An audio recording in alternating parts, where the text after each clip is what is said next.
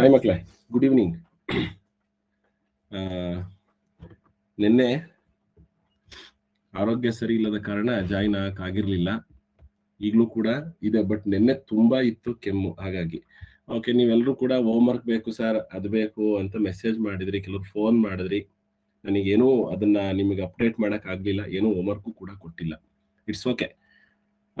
ಒಂದು 30 ಮಿನಿಟ್ಸ್ ನಿಮ್ಮ ಪೇರೆಂಟ್ಸ್ ಎಲ್ಲರೂ ಕೂಡ 7 o'clock ಜಾಯಿನ್ ಆಗಿ ಅಂತ ಹೇಳಿದೀವಿ. ಎಲ್ಲರೂ 7 ಗಂಟೆಗೆ ಜಾಯಿನ್ ಆಗ್ತಾರಲ್ವಾ, ಎಲ್ಲರೂ ಒಂದ್ಸಲ ಹ್ಯಾಂಡ್ ರೈಸ್ ಮಾಡಿ. ಸರ್ 7 ಗಂಟೆಗೆ ನಮ್ಮ ಪೇರೆಂಟ್ಸ್ 7 o'clock ನಮ್ಮ ಜೊತೆ ಇರ್ತಾರೆ ಅಂತ. ಕೇಳಿಸ್ತಿದೆ?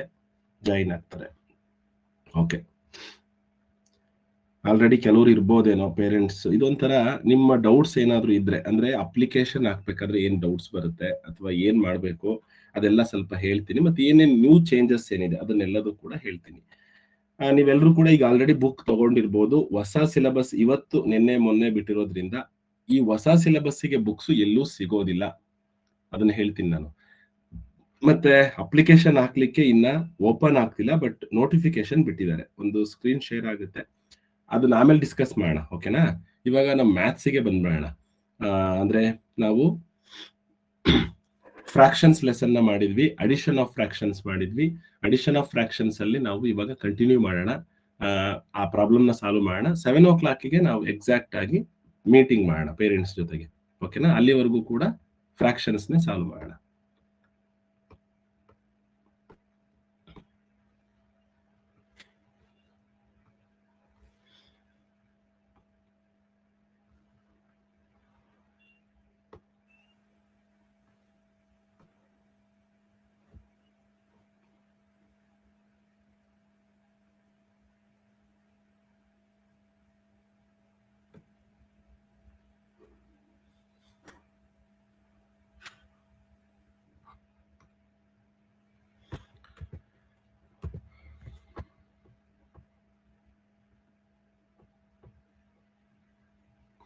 ಓಕೆ, ಕಂಪ್ಯಾರಿಸನ್ ಆಫ್ ಫ್ರಾಕ್ಷನ್ಸ್ ಹೇಳ್ಕೊಟ್ಟಿದೀವಿ, ಯಾವ್ದು ದೊಡ್ಡದು ಯಾವ್ದು ಚಿಕ್ಕದು. ಈಕ್ವಲೆಂಟ್ ಫ್ರಾಕ್ಷನ್ಸ್ ಹೇಳ್ಕೊಟ್ಟಿದೀವಿ, and addition of fractions. So with same denominator and ಬೇರೆ ಬೇರೆ ಡಿನಾಮಿನೇಷನ್ ಇದ್ದಾಗ ಹೇಗ್ ಮಾಡಬೇಕು, ಸೊ ಅಲ್ಲಿವರೆಗೂ ಡಿಸ್ಕಸ್ ಮಾಡಿದೀವಿ. ಈಗ ನಾವು ನೆಕ್ಸ್ಟ್ ಫರ್ದರ್ ಹೋಗ್ತೀವಿ, ಬಟ್ ಒಂದ್ಸಲ ಇದನ್ನ ರಿವಿಷನ್ ಮಾಡೋಣ ಯಾವ ರೀತಿ ಮಾಡಿದ್ವಿ ಅಂತ ಹೇಳಿ. ನೋಡಿ, ಯಾವಾಗ್ಲೂ ಕೂಡ addition of fractions or subtraction. ನೀವು ಸಬ್ಟ್ರಾಕ್ಷನ್ ಮಾಡ್ಬೋದು, ಅಡಿಷನ್ ಮಾಡ್ಬೋದು. ಸಬ್ಟ್ರಾಕ್ಷನ್, ಅಡಿಷನ್ ಏನಾದ್ರೂ ಮಾಡಿ, ಅಂದ್ರೆ ಕೂಡೋದು ಕಳೆಯೋದು. ಒಂದು ಭಿನ್ನರಾಶಿಯ ಛೇದ ಸಮ ಇರಲೇಬೇಕು. You have to remember in your mind. So if denominator is change, ಅಂದ್ರೆ ಛೇದ ಏನಾದ್ರು ಬೇರೆ ಬೇರೆ ಆಗಿದ್ರೆ, ಇಲ್ಲಿ 5 ಇದ್ದು ಇಲ್ಲಿ 4 ಇದ್ರೆ, we can't add directly. We have to change the denominator by using equivalent fraction or LCM. So ಅದು ಹೇಗೆ ಅಂತ ಆಮೇಲೆ ಹೇಳ್ತೀನಿ. ಇವಾಗ ಇದು ನೆನಪಿದೆ, ನಿಮಗೆ ಮರ್ತೋಗಿದೆ ಅಂದ್ರೆ ಇನ್ನೊಂದ್ಸಲ ನೆನ್ಪು ಮಾಡ್ತೀವಿ. ನೋಡಿ, 3/5 ಅಂಡ್ 1/5. ಸುಮಾರು ಸಲ ಪ್ರಶ್ನೆ ಕೇಳ್ತೀರಾ, ಸರ್ ಯಾಕೆ ನಾವು ಡಿನಾಮಿನೇಟರ್ ನ ಆಡ್ ಮಾಡ್ಲಿಕ್ಕೆ ಆಗೋದಿಲ್ಲ? We have to add only selected pieces. So ಇದು ಸೆಲೆಕ್ಟ್ ಮಾಡ್ಕೊಂಡಿರೋ ಪೀಸಸ್ ನ ನಾವು ಆಡ್ ಮಾಡಬೇಕು. 1 2 3 4 pieces we have selected first. So ಆಮೇಲೆ ಒಂದು ಪೀಸು, ಟೋಟಲ್ ಪೀಸ್ ಎಷ್ಟಾಯ್ತು? 4 ಪೀಸಸ್. ಎಷ್ಟು ಪೀಸಲ್ಲಿ? 5 ಪೀಸಲ್ಲಿ. ಸೊ 4/5 ಅಥವಾ 5ನೇ 4 ಸರಿಯಾದ ಉತ್ತರ. ಇಲ್ಲಿ ಏನ್ ಮಾಡಿದೀವಿ ನಾವು? 5ನೇ 3 ಅಥವಾ 3/5 ಪ್ಲಸ್ 1/5 ಅಂದ್ರೆ 5 ಹಾಗೆ ಬರ್ಕೊಳ್ತೀವಿ.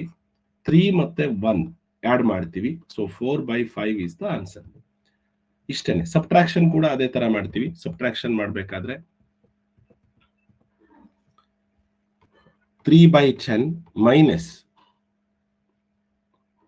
2/10. ಸೊ 10 ಡಿನಾಮಿನೇಟರ್ ಸೇಮ್ ಇದೆಯಾ? ಹಾಗಾದ್ರೆ 10 ಬರ್ಕೊಳ್ತೀವಿ ಡಿನಾಮಿನೇಟರ್, 3 ನ್ಯೂಮರೇಟರ್ ಅಂಶ ಮತ್ತು ಛೇದ. ಸಾರಿ, ಅಂಶ ಮತ್ತೆ ಅಂಶವನ್ನ ಮಾತ್ರ ನಾವು ಕಳಿತೀವಿ. 10ನೇ 1 ಅಥವಾ 1/10 is the answer. So sometimes answer ಬರಲ್ಲ, ಅವಾಗ ನಾವು ಸಿಂಪ್ಲಿಫೈ ಮಾಡೋದನ್ನ ಮರಿಬಾರ್ದು. ಇದೇನಾದ್ರೂ ಸಿಂಪ್ಲಿಫೈ ಆಗುತ್ತಾ ನೋಡ್ಬೇಕು. ಫಾರ್ ಎಕ್ಸಾಂಪಲ್ 1/10 ಸಿಂಪ್ಲಿಫೈ ಮಾಡ್ಲಿಕ್ಕೆ ಆಗಲ್ಲ, ಬಿಕಾಸ್ 1 ಇಸ್ ಇನ್ ಯಾವ ನಂಬರ್ ಅದಕ್ಕಿಂತ ಸಿಂಪ್ಲೆಸ್ಟ್ ಆಗಿ ಬರೆಯಕ್ಕಾಗಲ್ಲ. ಅದೇ ನೀವು 5/10 ಅಂತ ಇದ್ರೆ ಆನ್ಸರ್, ಅವಾಗ ಇದನ್ನ ಸಿಂಪ್ಲಿಫೈ ಮಾಡ್ಲಿಕ್ಕೆ ಟ್ರೈ ಮಾಡ್ಬೇಕು. ಯಾಕೆ ಅಂದ್ರೆ 5 ಮತ್ತೆ 10 ಬೋತ್ ಆರ್ ಡಿವಿಸಿಬಲ್ ಬೈ 5. ಅಂದ್ರೆ 5 ಮತ್ತೆ 10 ಎರಡೂ ಕೂಡ 5ರಿಂದ ಭಾಗಿಸಬಹುದು ಅಂತಂದ್ರೆ 5 1ಲಿ 5, 5 2ಲಿ 10. ಹಾಗಾಗಿ 5/10. ಇನ್ ಮುಂದೆ ನಾವು ಸಿಂಪ್ಲಿಫೈ ಮಾಡೋದು ಈ ತರ, 5 1s 5 2s. So 1/2 is the answer. ಅಂದ್ರೆ 5 ಇಂದ ಡಿವೈಡ್ ಮಾಡಿದೀವಿ ಅಂತ ಅರ್ಥ. ಓಕೆನಾ? ಸಮ್ಟೈಮ್ಸ್ ಡೈರೆಕ್ಟ್ ಆನ್ಸರು ಸಿಂಪ್ಲಿಫೈ ಆಗಿ ಬಂದಿರುತ್ತೆ, ಅವಾಗ ನಾವು ಮಾಡ್ಲಿಕ್ಕೆ ಆಗೋದಿಲ್ಲ. ಸರ್ ನಾವು ಹೇಗೆ ಚೆಕ್ ಮಾಡ್ಕೊಳ್ಳೋದು ಸಿಂಪ್ಲಿಫೈ ಮಾಡ್ಬೇಕಾ ಬೇಡವಾ ಅಂತ ಹೇಳಿ? ನಂಬರ್ಸ್ನ ನೋಡಿದ್ರೆ ನಿಮಗೆ ಫಾರ್ ಎಕ್ಸಾಂಪಲ್ 3/9 ಅಂತ ಇದೆ ಅನ್ಕೋಣ. 3 ಮತ್ತೆ 9 ಎರಡೂ ಕೂಡ 3 ಇಂದ ಡಿವೈಡ್ ಆಗುತ್ತೆ, ಅವಾಗ 3 ಇಂದನೇ ಸಿಂಪ್ಲಿಫೈ ಮಾಡಬೇಕು. 3 1 3 3 ಸೊ 1/3. ನೆಕ್ಸ್ಟ್ ಇನ್ನೊಂದು ನಂಬರ್ ಬರುತ್ತೆ, ಫಾರ್ ಎಕ್ಸಾಂಪಲ್ 12/16. ನೋಡಿ 12 ಮತ್ತೆ 16 both are divisible by 2 and 4 also. So 4 ಇಂದ ಡಿವೈಡ್ ಮಾಡೋಣ. 4 3 4 4. So 3/4 is the simplest form of 12/16.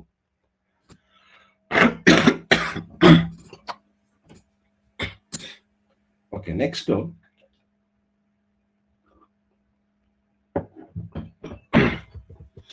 Addition of fractions ಗೊತ್ತಿದೆ, ಮತ್ತೋಗಿಲ್ಲ. ಮತ್ತೆ ಕಂಪ್ಯಾರಿಸನ್ ಆಫ್ ಫ್ರಾಕ್ಷನ್ಸ್ ಅಲ್ಲಿ ತುಂಬಾ ಕನ್ಫ್ಯೂಷನ್ಸ್ ಮಾಡ್ಕೋತೀರಾ ನೀವೆಲ್ಲರೂ ಕೂಡ. ಎಷ್ಟು ಜನ ಗೂಗಲ್ ಟೆಸ್ಟ್ ನಲ್ಲಿ ರಾಂಗ್ ಆನ್ಸರ್ ಮಾಡಿದ್ದೀರಾ ಅಂತಂದ್ರೆ ಕಂಪ್ಯಾರಿಸನ್ ಆಫ್ ಫ್ರಾಕ್ಷನ್ಸ್ ಅಲ್ಲಿ ತುಂಬಾ ಮಿಸ್ಟೇಕ್ಸ್ ಮಾಡ್ತೀರಾ.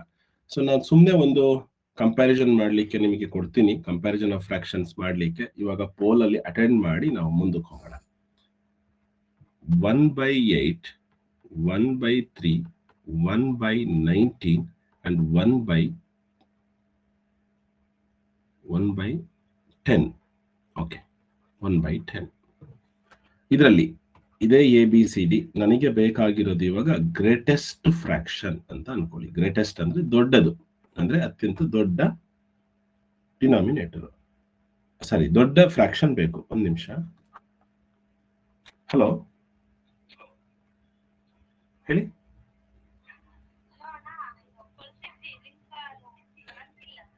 ಹೌದಾ, ಇನ್ನೊಂದು ನಂಬರಿಗೆ ಫೋನ್ ಮಾಡಿ ಮೇಡಮ್, 8970ಗೆ. ಅಲ್ಲ, ನಾನು ಈಗ ಕ್ಲಾಸಲ್ಲಿ ಇದ್ದೀನಿ, ಈಗ ನಂಬರ್ ನೋಟ್ ಮಾಡ್ಕೊಳ್ಳಿ.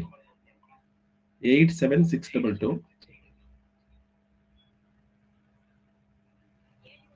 87622. ಅದೇ ದೇವರಾಜ್ ಸರ್ ಇವ್ರು ತಾನೆ, ದೇವರ. ಹೇಳ್ತೀನಿ, ಬರ್ಕೊಳ್ಳಿ. 87622 933 79. ಅದೇ ನನ್ನ ನಂಬರ್ ಆಕ್ಚುಲಿ, ಅದಕ್ಕೆ ಕಾಲ್ ಮಾಡಿ. ಈಗ ಅದಕ್ಕೆ ಸರಿ ಮಾಡ್ತಾರೆ. ಏನ್ ಹೆಸರು ಹೇಳಿ ಮಗುದು? ಲೇಖನ ಎಸ್. ಹಾ, ಅದೊಂದು ಸ್ವಲ್ಪ ಅಕ್ಸೆಪ್ಟ್ ಮಾಡು. ಓಕೆ, 1/8, 1/3, 1/19, 1/10. ಸೊ ಇದರಲ್ಲಿ ಗ್ರೇಟೆಸ್ಟ್ ಫ್ರಾಕ್ಷನ್ ಬೇಕು ನಮಗೆ. ಗ್ರೇಟೆಸ್ಟ್ ಫ್ರಾಕ್ಷನ್ ಇವಾಗ ಪೋಲ್ ಬಂದಿದೆ ನಿಮಗೆ, ಇದರಲ್ಲಿ ಯಾವುದು ದೊಡ್ಡ ಫ್ರಾಕ್ಷನ್ ಅಂತ ಹೇಳಿ ನೀವು ಹೇಳಬೇಕು.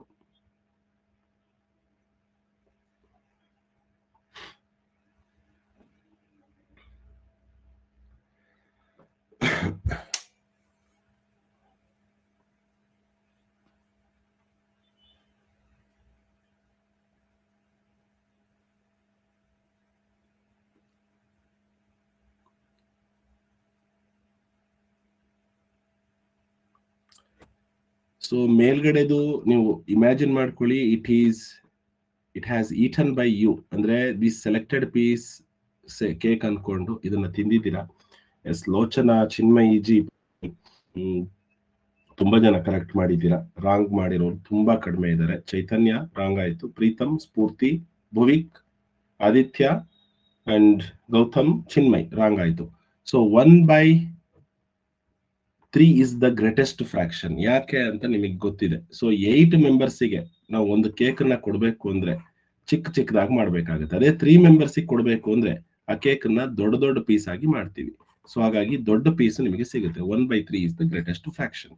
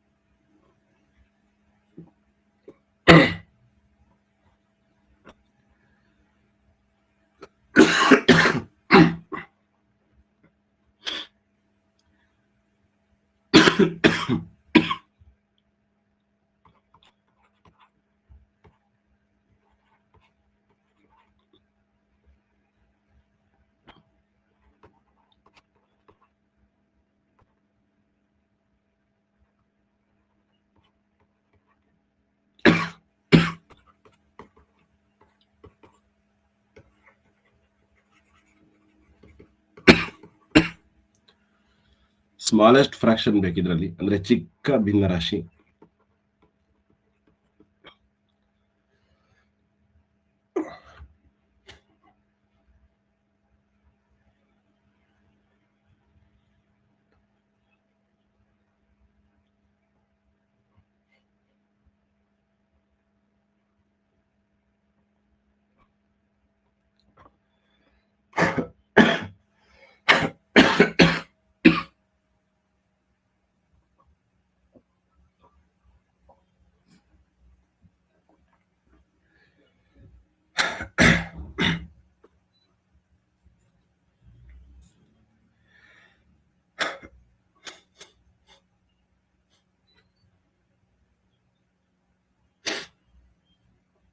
ಇಶಾನ್ 38 ಮೆಂಬರ್ಸ್ ಕರೆಕ್ಟ್ ಮಾಡಿದ್ರಿ. ಇಲ್ಲಿ ಮತ್ತೆ ರಾಂಗ್ ಮಾಡಿದ್ರಿ. ನೋಡಿ, ಇಲ್ಲಿ ಡಿನಾಮಿನೇಟರ್ ಈಕ್ವಲ್ ಇದೆ, ಅಂದ್ರೆ ಛೇದ ಸಮ ಇದೆ. ಎಲ್ಲಾರ ಮನೆಯಲ್ಲೂ ಕೂಡ 20 ಪೀಸೇ ಕಟ್ ಮಾಡಿದ್ದಾರೆ.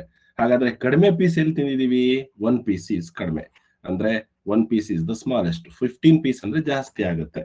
ಸೊ ಆದ್ರೆ ಕೆಲವರು ಮಿಸ್ಟೇಕ್ ಮಾಡ್ಕೊಂಡ್ರಿ. ಖುಷಿ, ಲೋಚನಾ, ಮನೋಜ್ಞ, ಭವಿಷ್ಯ ಎಲ್ರು ಕೂಡ ಇದನ್ನ ಹಾಕಿದ್ದೀರಾ.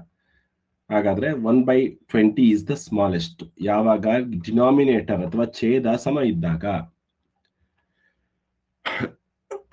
ಓಕೆ, ಈಗ ನಿಮಗೆ ಕಂಪ್ಯಾರಿಸನ್ ಫ್ರಾಕ್ಷನ್ ಎಷ್ಟು ಸಲ ಹೇಳಿದೀವಿ ಅಂದ್ರೂ ಕೂಡ ಮತ್ತೆ ಮತ್ತೆ ಮರ್ತೋಗ್ತಿದೆ ಅಂತಂದ್ರೆ, ನಾವು ಚಿತ್ರದಲ್ಲಿ ಮತ್ತೆ ಮತ್ತೆ ತೋರಿಸ್ತಾನೆ ಇರ್ತೀವಿ ಅವಾಗ ಯಾಕೆ ಇದು ಚಿಕ್ಕದಾಗುತ್ತೆ, ಯಾಕೆ ಯಾವುದು ದೊಡ್ಡದಾಗುತ್ತೆ ಅಂತ ಹೇಳಿ. ಫಾರ್ ಎಕ್ಸಾಂಪಲ್ ನೋಡ್ರಿ, ಇಲ್ಲಿ ಚಿತ್ರದಲ್ಲಿ ತೋರಿಸ್ತೀವಿ.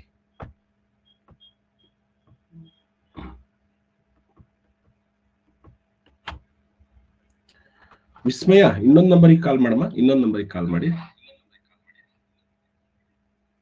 ಮೇಡಮ್, ಇನ್ನೊಂದು ನಂಬರಿಗೆ ಕಾಲ್ ಮಾಡಿ.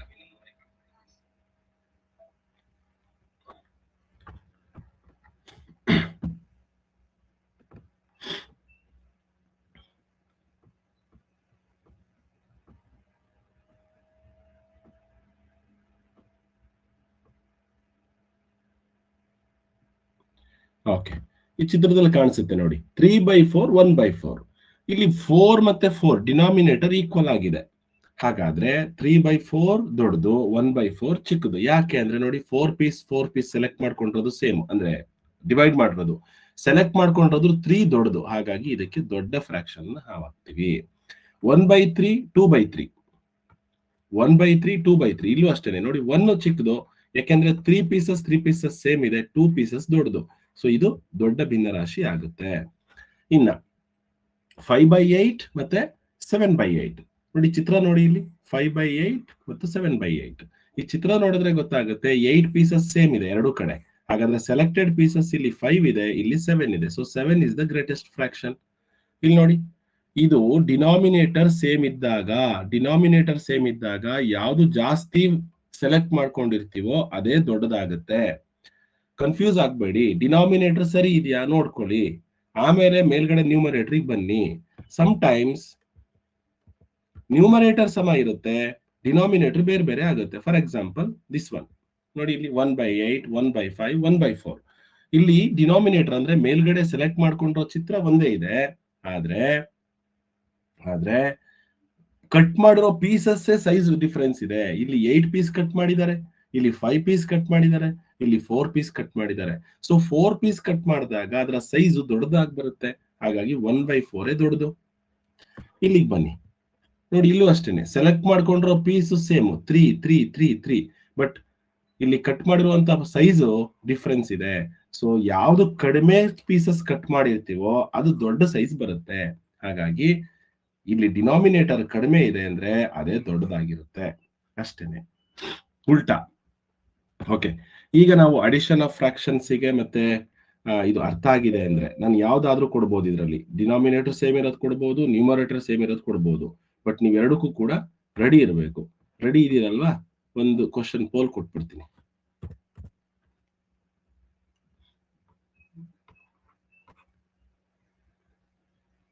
Three by seven, by 7, 2 by 7, 5 by 7. So I want greatest ಅಂದ್ರೆ ದೊಡ್ಡ ಭಿನ್ನರಾಶಿ ಬೇಕು ನನಗೆ. ಈಗ ದೊಡ್ಡದು ಇದಕ್ಕೆ ಹಾಕ್ಬಿಡ್ತೀನಿ A, B, C and D. Go ahead.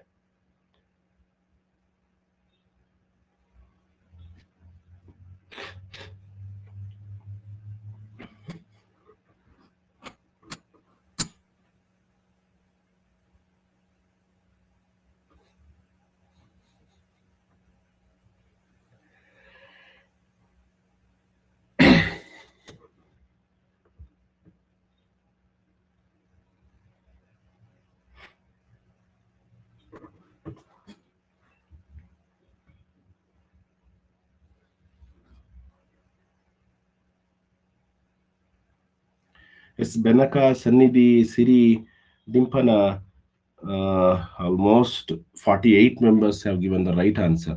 5 by 7 is the greatest. ಯಾಕೆಂದ್ರೆ 7, 7, 7 ಎಲ್ಲ ಕಡೆ 7 ಪೀಸೇ ಕಟ್ ಮಾಡಿದ್ದಾರೆ. ಸೊ ತಿಂದಿರೋ ಪೀಸ್ 5 ದೊಡ್ಡದು, ಹಾಗಾಗಿ 5, 7ನೇ 5 ಅಥವಾ 5 by 7 ದೊಡ್ಡ ಭಿನ್ನರಾಶಿ. ಬಿ ಅನ್ನೋದು ಅಂದ್ರೆ ಇದು ಚಿಕ್ಕ ಭಿನ್ನರಾಶಿ ಆಗುತ್ತೆ. ಹಾಗಾಗಿ ಲೋಚನಾ, ವರ್ಷಿತಾ ಎಲ್ಲ ತಪ್ಪು ಮಾಡಿದ್ರಿ. ಮಾನ್ವಿ, ಚಿನ್ಮಯ್ ಜಿ ಪಟೇಲ್ ತಪ್ಪು. Okay, last poll for this one.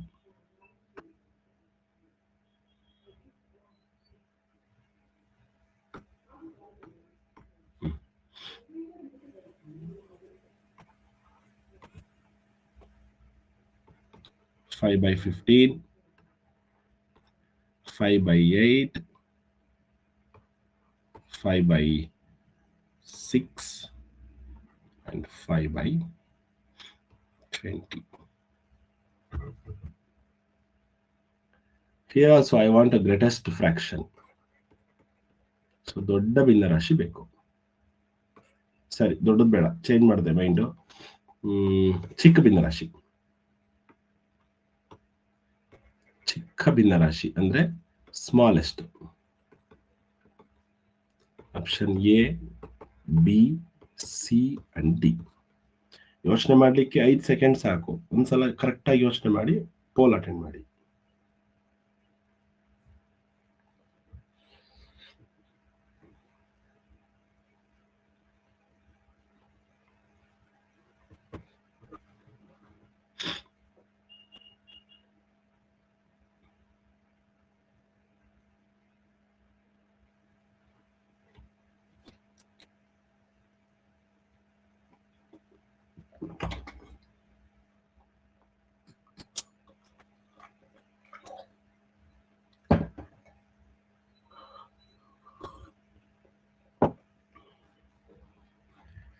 S, right answer is option D.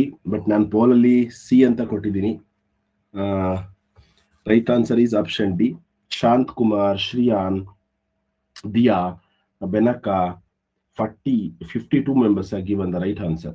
ಲೋಚನಾ, Jashwanth, Parinita, ಏನಿದು ಇಷ್ಟು ಕ್ವಶನ್ಸ್ ಹೇಳ್ಕೊಟ್ರು, ಇಷ್ಟು ಎಕ್ಸಾಂಪಲ್ಸ್ ಕೊಟ್ರು, ಪವಿಶ್ ಸುಮ್ನೆ ತಪ್ಪು ಮಾಡ್ತೀರಾ. ಪ್ರೀತಮ್, ಆಯ್ತಾ? ಸ್ಮಾಲೆಸ್ಟ್ ಕೇಳ್ತಾ ಇದ್ದೀನಿ. ಸ್ಮಾಲೆಸ್ಟ್ ಅಂದ್ರೆ ಚಿಕ್ಕದು. ಸಾರಿ, ಹೌದು, ಚಿಕ್ಕದು ಅಂದ್ರೆ ದೊಡ್ಡ ಕಟ್ ಮಾಡಿದ್ದಾರೆ, ಜಾಸ್ತಿ ಪೀಸಸ್ ಕಟ್ ಮಾಡಿದ್ದಾರೆ ಅಂದ್ರೆ ಪೀಸಸ್ ಇಲ್ಲಿ ಚಿಕ್ಕದಾಗಿರುತ್ತೆ. ಹಾಗಾಗಿ 5 ಪೀಸ್ ಅಂದ್ರೆ ಅದು ಚಿಕ್ಕದಾಗುತ್ತೆ ಅಷ್ಟೇನೆ. That's it. ಓಕೆ, ನೆಕ್ಸ್ಟ್ ಇವಾಗ ನಾವು ನೆಕ್ಸ್ಟ್ ಟಾಪಿಕ್ ಹೋಗ್ತಾ ಇದ್ದೀವಿ, ಫ್ರಾಕ್ಷನ್ಸ್ ಅಲ್ಲಿ. That is addition of fractions ಅಲ್ಲೇ ನಾವು ಡಿನಾಮಿನೇಟರ್ ಬೇರೆ ಬೇರೆ ಇದ್ದಾಗ. ನಾನು ಇನ್ನೊಂದು ನಿಮಗೆ ಡೌಟ್ ಇದೆ ನನಗೆ, ಸರ್. ಈಗ ನೀವು ಕೇಳ್ತಿರೋ ಕ್ವಶನ್ಸ್ ಒಂದು ಡಿನಾಮಿನೇಟರ್ ಈಕ್ವಲ್ ಇದೆ, ಇಲ್ಲ ನ್ಯೂಮರೇಟರ್ ಈಕ್ವಲ್ ಇದೆ. ಅವಾಗ ನಾವು ಈಸಿಯಾಗಿ ಫೈಂಡ್ ಔಟ್ ಮಾಡ್ತೀವಿ. ಹೌದು, ನೋಡಿ ಇಲ್ಲಿ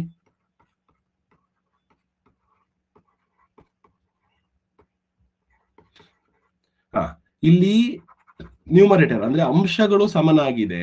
ನಾವು without making any operation we can easily ಸೇ ಯಾವ್ದು ದೊಡ್ಡದು ಯಾವ್ದು ಚಿಕ್ಕದು ಅಂತೇಳಿ. ಅಂಡ್ ಇಲ್ಲೂ ಕೂಡ ಡಿನಾಮಿನೇಟರ್ ಈಕ್ವಲ್ ಇದೆ.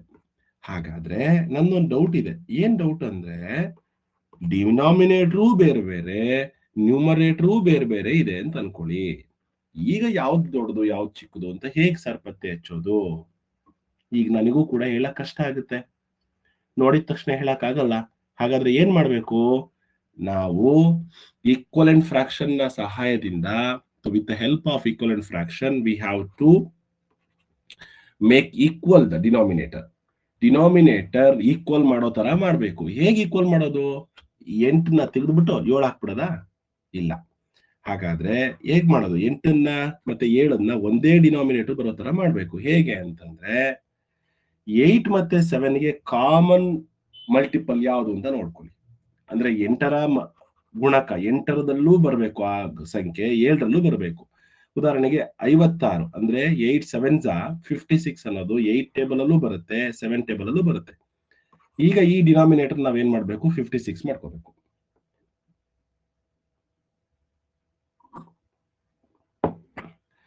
ಈಗ 3/8 8 ಇರೋದು 56 ಆಗ್ಬೇಕು ಅಂದ್ರೆ 7 ಇಂದ ಮಲ್ಟಿಪಲ್ ಮಾಡ್ಬೇಕು. ಅದೇ ತರ 3 ಅನ್ನು 7 ಇಂದ ಮಲ್ಟಿಪಲ್ ಮಾಡ್ಬೇಕು. ಈ ನಂಬರ್ ಯಾವ್ದಾದ್ರು ಬರ್ಲಿ, ನ್ಯೂಮರೇಟರ್, ನಮಗೆ ಡಿನಾಮಿನೇಟರ್ ತುಂಬಾ ಇಂಪಾರ್ಟೆಂಟು. ಸೊ ಇದು 56 ಬರ್ತಾ ಇದೆ, 56 ಬರ್ಕೊಳ್ಳಿ. 3 7s 21 ಬರ್ತಾ ಇದೆ, ಬರ್ಕೊಳ್ಳಿ. ಅಂದ್ರೆ 3/8 ಬಿಕಮ್ಸ್ 21/56. ಅದೇ ತರ 4/7 ಅನ್ನು ಕೂಡ ನಾವು 56 ಕನ್ವರ್ಟ್ ಮಾಡಬೇಕು ಅಂದ್ರೆ 8 ಇಂದ ಮಲ್ಟಿಪಲ್ ಮಾಡಬೇಕು. ಸೊ ಇದನ್ನು ಕೂಡ 8 ಇಂದ ಮಲ್ಟಿಪಲ್ ಮಾಡಬೇಕು. ನ್ಯೂಮರೇಟರ್ ಯಾವ್ದಾದ್ರು ಬರ್ಲಿ, 32 ಬರ್ತಾ ಇದೆ, ಇಲ್ಲಿ 56 ಇಂಪಾರ್ಟೆಂಟ್, 56. ಸೊ ಹಾಗಾಗಿ 32/56. ಈಗ ಈಸಿಯಾಗಿ ನಾವು ಯಾವ್ದು ದೊಡ್ಡದು ಯಾವ್ದು ಚಿಕ್ಕದು ಅಂತ ಹೇಳ್ಬೋದು. ನೋಡಿ, ಡಿನಾಮಿನೇಟರ್ 56, ಇಲ್ಲೂ ಕೂಡ 56. 56 ಅಲ್ಲಿ ನಾನು 21 ಪೀಸ್ ತಿಂದಿದ್ದೀನಿ, 56 ಅಲ್ಲಿ 32 ತಿಂದಿದ್ದೀನಿ. ಹಾಗಾದ್ರೆ ಇದು ದೊಡ್ಡ ಭಿನ್ನರಾಶಿ, ಅಂದ್ರೆ 4/7 ದೊಡ್ಡದು. ಇಷ್ಟೇನೆ. ಸೊ ಲಾಜಿಕ್ ಏನು? ಡಿನಾಮಿನೇಟರ್ ಈಕ್ವಲ್ ಮಾಡ್ಕೋಬೇಕು. ಡಿನಾಮಿನೇಟರ್ ಈಕ್ವಲ್ ಮಾಡ್ಕೊಳ್ಳೋದು ಹೇಗೆ? ಬೈ ಮಲ್ಟಿಪ್ಲೈಯಿಂಗ್ ಅಥವಾ ಮಲ್ಟಿಪಲ್ಸ್ ನ ಸಿಗೋದು. ಫಾರ್ ಎಕ್ಸಾಂಪಲ್ ನಾನು 1/3 ಮತ್ತೆ 1/4 ಹೋಗ್ತೀನಿ. ಇದನ್ನ ಆಡ್ ಮಾಡಬೇಕು, ಅಥವಾ ಯಾವ್ದು ದೊಡ್ಡದು ಯಾವ್ದು ಚಿಕ್ಕದು ಅಂತ ನಾನು ಚೆಕ್ ಮಾಡ್ಕೋಬೇಕು ಅಂತ ಅನ್ಕೋಣ. ಬೇಡ, ಇಲ್ಲಿ ಡಿನಾಮಿನೇಟರ್ ಒಂದು ನಿಮಿಷ. 3/5 ಮತ್ತೆ ಇನ್ನೊಂದು ನಂಬರು 4/7. ಇಲ್ಲಿ ಯಾವ್ದು ದೊಡ್ಡದು ಯಾವ್ದು ಚಿಕ್ಕದು ಅಂತ ನಾವು ನೋಡಿದ ತಕ್ಷಣ ಹೇಳಕ್ ಆಗಲ್ಲ. ಇಲ್ಲಿ ಎರಡೂ ನಂಬರ್ ದೊಡ್ಡದಿದೆ ಅಂದ ತಕ್ಷಣ ನಾವು ದೊಡ್ಡದು ಅಂತ ಹೇಳಕ್ ಆಗಲ್ಲ. ಅರ್ಥ ಮಾಡ್ಕೊಳ್ಳಿ, ಅವೆರಡು ದೊಡ್ಡದಿದೆ ಅಂದ ತಕ್ಷಣ ದೊಡ್ಡದಾಗೋದಿಲ್ಲ. Let us check it. So ಹಾಗಾದ್ರೆ 5 ಮತ್ತೆ 7 ಎರಡಕ್ಕೂ ಕೂಡ ಕಾಮನ್ ಡಿನಾಮಿನೇಟರ್ ತಗೋಬೇಕು. ಕಾಮನ್ ಡಿನಾಮಿನೇಟರ್ ಮಾಡ್ಕೋಬೇಕು. ಹೇಗೆ? 5 ನ ಟೇಬಲ್ ಅಲ್ಲಿ 5 1s 5, 5 2s 10, 15, 20, 25, 30, 35 ಇದು 5 ನ table. 7 table 7 1s 7, 7 2s 14, 21, 28, 35, next 42, 49 ಮತ್ತು 56 ಈ ರೀತಿ ಬರ್ತಾ ಹೋಗುತ್ತೆ. ಸೊ ಕಾಮನ್ ನಂಬರ್ ಯಾವ್ದಾದ್ರು ಇದೆಯಾ? ಕಾಮನ್ ಮಲ್ಟಿಪಲ್ 5 ಟೇಬಲ್ ನಲ್ಲಿ ಮತ್ತೆ 7 ಟೇಬಲ್ ಅಲ್ಲಿ, ಅಂದ್ರೆ 5 ನ ಮಲ್ಟಿಪಲ್ ಮತ್ತೆ 7 ನ ಮಲ್ಟಿಪಲ್ ಕಾಮನ್ ಕಾಣಿಸ್ತಾ ಇದೆ ನನಗೆ 35. ಹಾಗಾದ್ರೆ 5 ಮತ್ತೆ 7 ನಲ್ಲಿ 35 ಕಾಮನ್. ಸೊ ಇದನ್ನು ನಾವು 35 ಮಾಡ್ಕೋಬೇಕು ಅಂದ್ರೆ 7 ಇಂದ ಮಲ್ಟಿಪಲ್ ಮಾಡಬೇಕು. So 5 7s 35. ಮೇಲ್ಗಡೆ ನ್ಯೂಮರೇಟರ್ ಅಂಶ ಯಾವ್ದಾದ್ರು ಬರ್ಲಿ, 7 ಇಂದ ಇದನ್ನ ಮಲ್ಟಿಪಲ್ ಮಾಡಿದಿರಾ ಅಂದ್ರೆ ಇದನ್ನು ಕೂಡ 7 ಇಂದಾನೆ ಮಲ್ಟಿಪಲ್ ಮಾಡಿ, 21.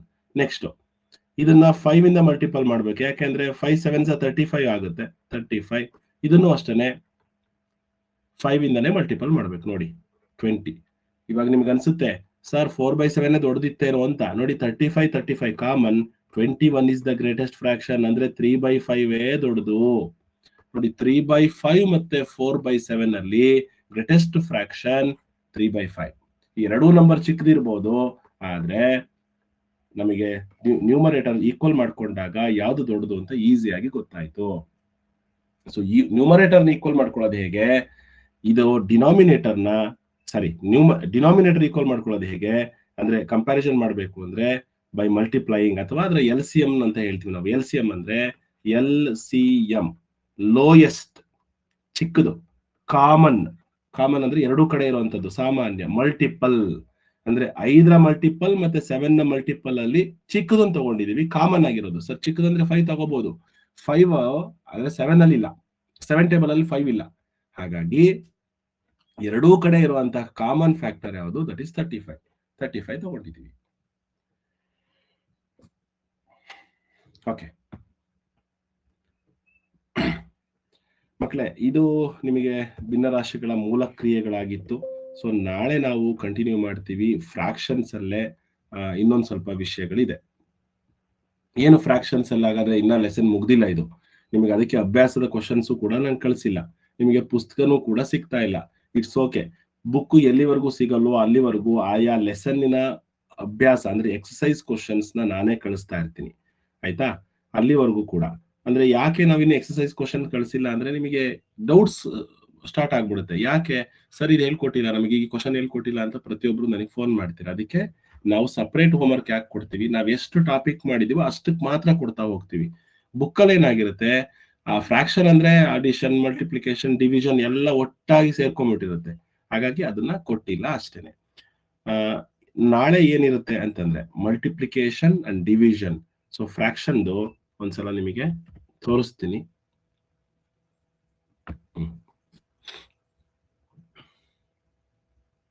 ಒಂದು ನಿಮಿಷ.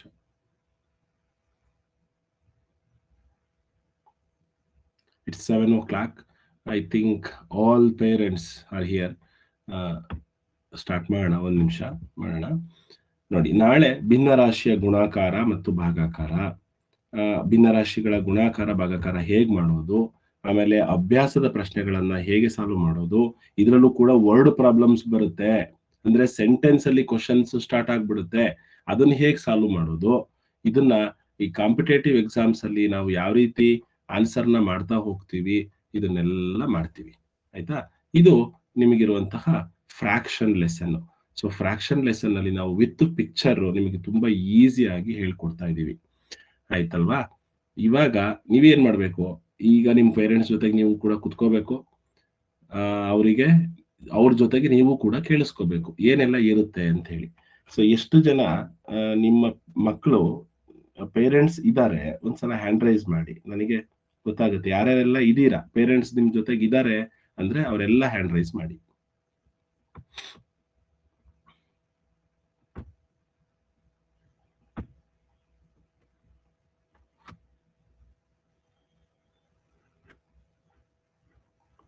ಓಕೆ, 62 ಮೆಂಬರ್ಸ್ ಆಲ್ಮೋಸ್ಟ್ ಎಲ್ಲರೂ ಇದ್ದಾರೆ. ನಾವು ಸ್ಟಾರ್ಟ್ ಮಾಡೋಣ ಈಗ. ಯಾಕೆ ನಾವು ಇಷ್ಟು ದಿನ ಆದ್ರೂ ವೆಯ್ಟ್ ಮಾಡಿದ್ವಿ ಪೇರೆಂಟ್ಸ್ ಮೀಟಿಂಗ್ ಮಾಡ್ಲಿಕ್ಕೆ? ಫಸ್ಟೇ ಮಾಡ್ಬೇಕಿತ್ತು ಒಂದು ಅಂತ. ನಮಗೆ ನೋಟಿಫಿಕೇಶನ್ ಬಿಟ್ಟ ಮೇಲೆ ಮಾಡೋದೇ ಬಹಳ ಸೂಕ್ತ ಅನ್ಸಿತ್ತು. ಹಾಗಾಗಿ ನೋಟಿಫಿಕೇಶನ್ ಬಿಟ್ಟಿದ್ದಾರೆ, ಇನ್ನು ಅಫಿಷಿಯಲ್ ವೆಬ್ಸೈಟ್ ಓಪನ್ ಆಗ್ತಿಲ್ಲ. ಏನು ಇದು ನೋಟಿಫಿಕೇಶನ್, ಏನು ಅಫಿಷಿಯಲ್ ವೆಬ್ಸೈಟ್? ಅದರ ಈ ವಾಟ್ಸಪ್ ಅಲ್ಲಿ ನಿಮಗೊಂದು PDF ಕಳಿಸಿದ್ದೆ. ಒಂದ್ ನಿಮಿಷ ಸ್ಟಾರ್ಟ್ ಮಾಡೋಣ.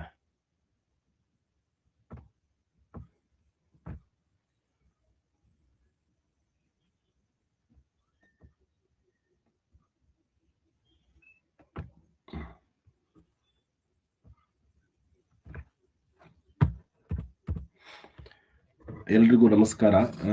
ಎಲ್ಲರ ಹತ್ರನೂ ನಾನು ಫೋನಲ್ಲಿ ಮಾತಾಡಿರ್ತೀನಿ ಸಾಮಾನ್ಯವಾಗಿ ಸಪರೇಟ್ ಆಗಿ.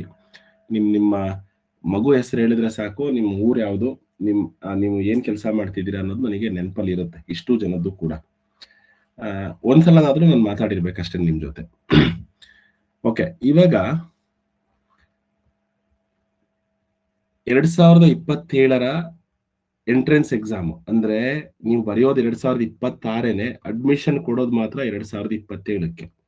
ಯಾರೆಲ್ಲ ಎಲಿಜಿಬಲ್, ಏನ್ ಕಂಡೀಷನ್ಸ್ ಇದೆ, ಯಾವ ರೀತಿ ನಾವು ಯಾವ್ಯಾವ ಕೋಟಾನ ಅಪ್ಲೈ ಮಾಡಬೇಕು, ಮತ್ತೆ ಯಾವ ಮೀಡಿಯಂ ಸೆಲೆಕ್ಟ್ ಮಾಡ್ಕೋಬೇಕು, ಮತ್ತೆ ಏನ್ ಸಿಲೆಬಸ್ ಅಲ್ಲಿ ಚೇಂಜಸ್ ಆಗಿದೆ, ಹಾಗಾದ್ರೆ ಚೇಂಜಸ್ ಆಗಿದೆ ಅಂದ್ರೆ ನಾವ್ ಏನ್ ಎಕ್ಸ್ಟ್ರಾ ವರ್ಕ್ ಮಾಡ್ಬೇಕು, ಎಕ್ಸಾಮ್ ಡೇಟ್ ಕೂಡ ಬಿಟ್ಬಿಟ್ಟಿದ್ದಾರೆ ನವೆಂಬರ್ಗೆ ಅಂತ ಹೇಳಿ. ಏನ್ ಮಾಡ್ತೀರಾ ಸರ್ ನೀವು ಹೇಳಿದ್ರಿ ಡಿಸೆಂಬರ್ಗೆ ಅಂತ ಹೇಳಿ, 1 ತಿಂಗಳು ಮುಂಚೆ ಆಗ್ಬಿಟ್ಟಿದೆ, ಏನ್ ಮಾಡೋಣ?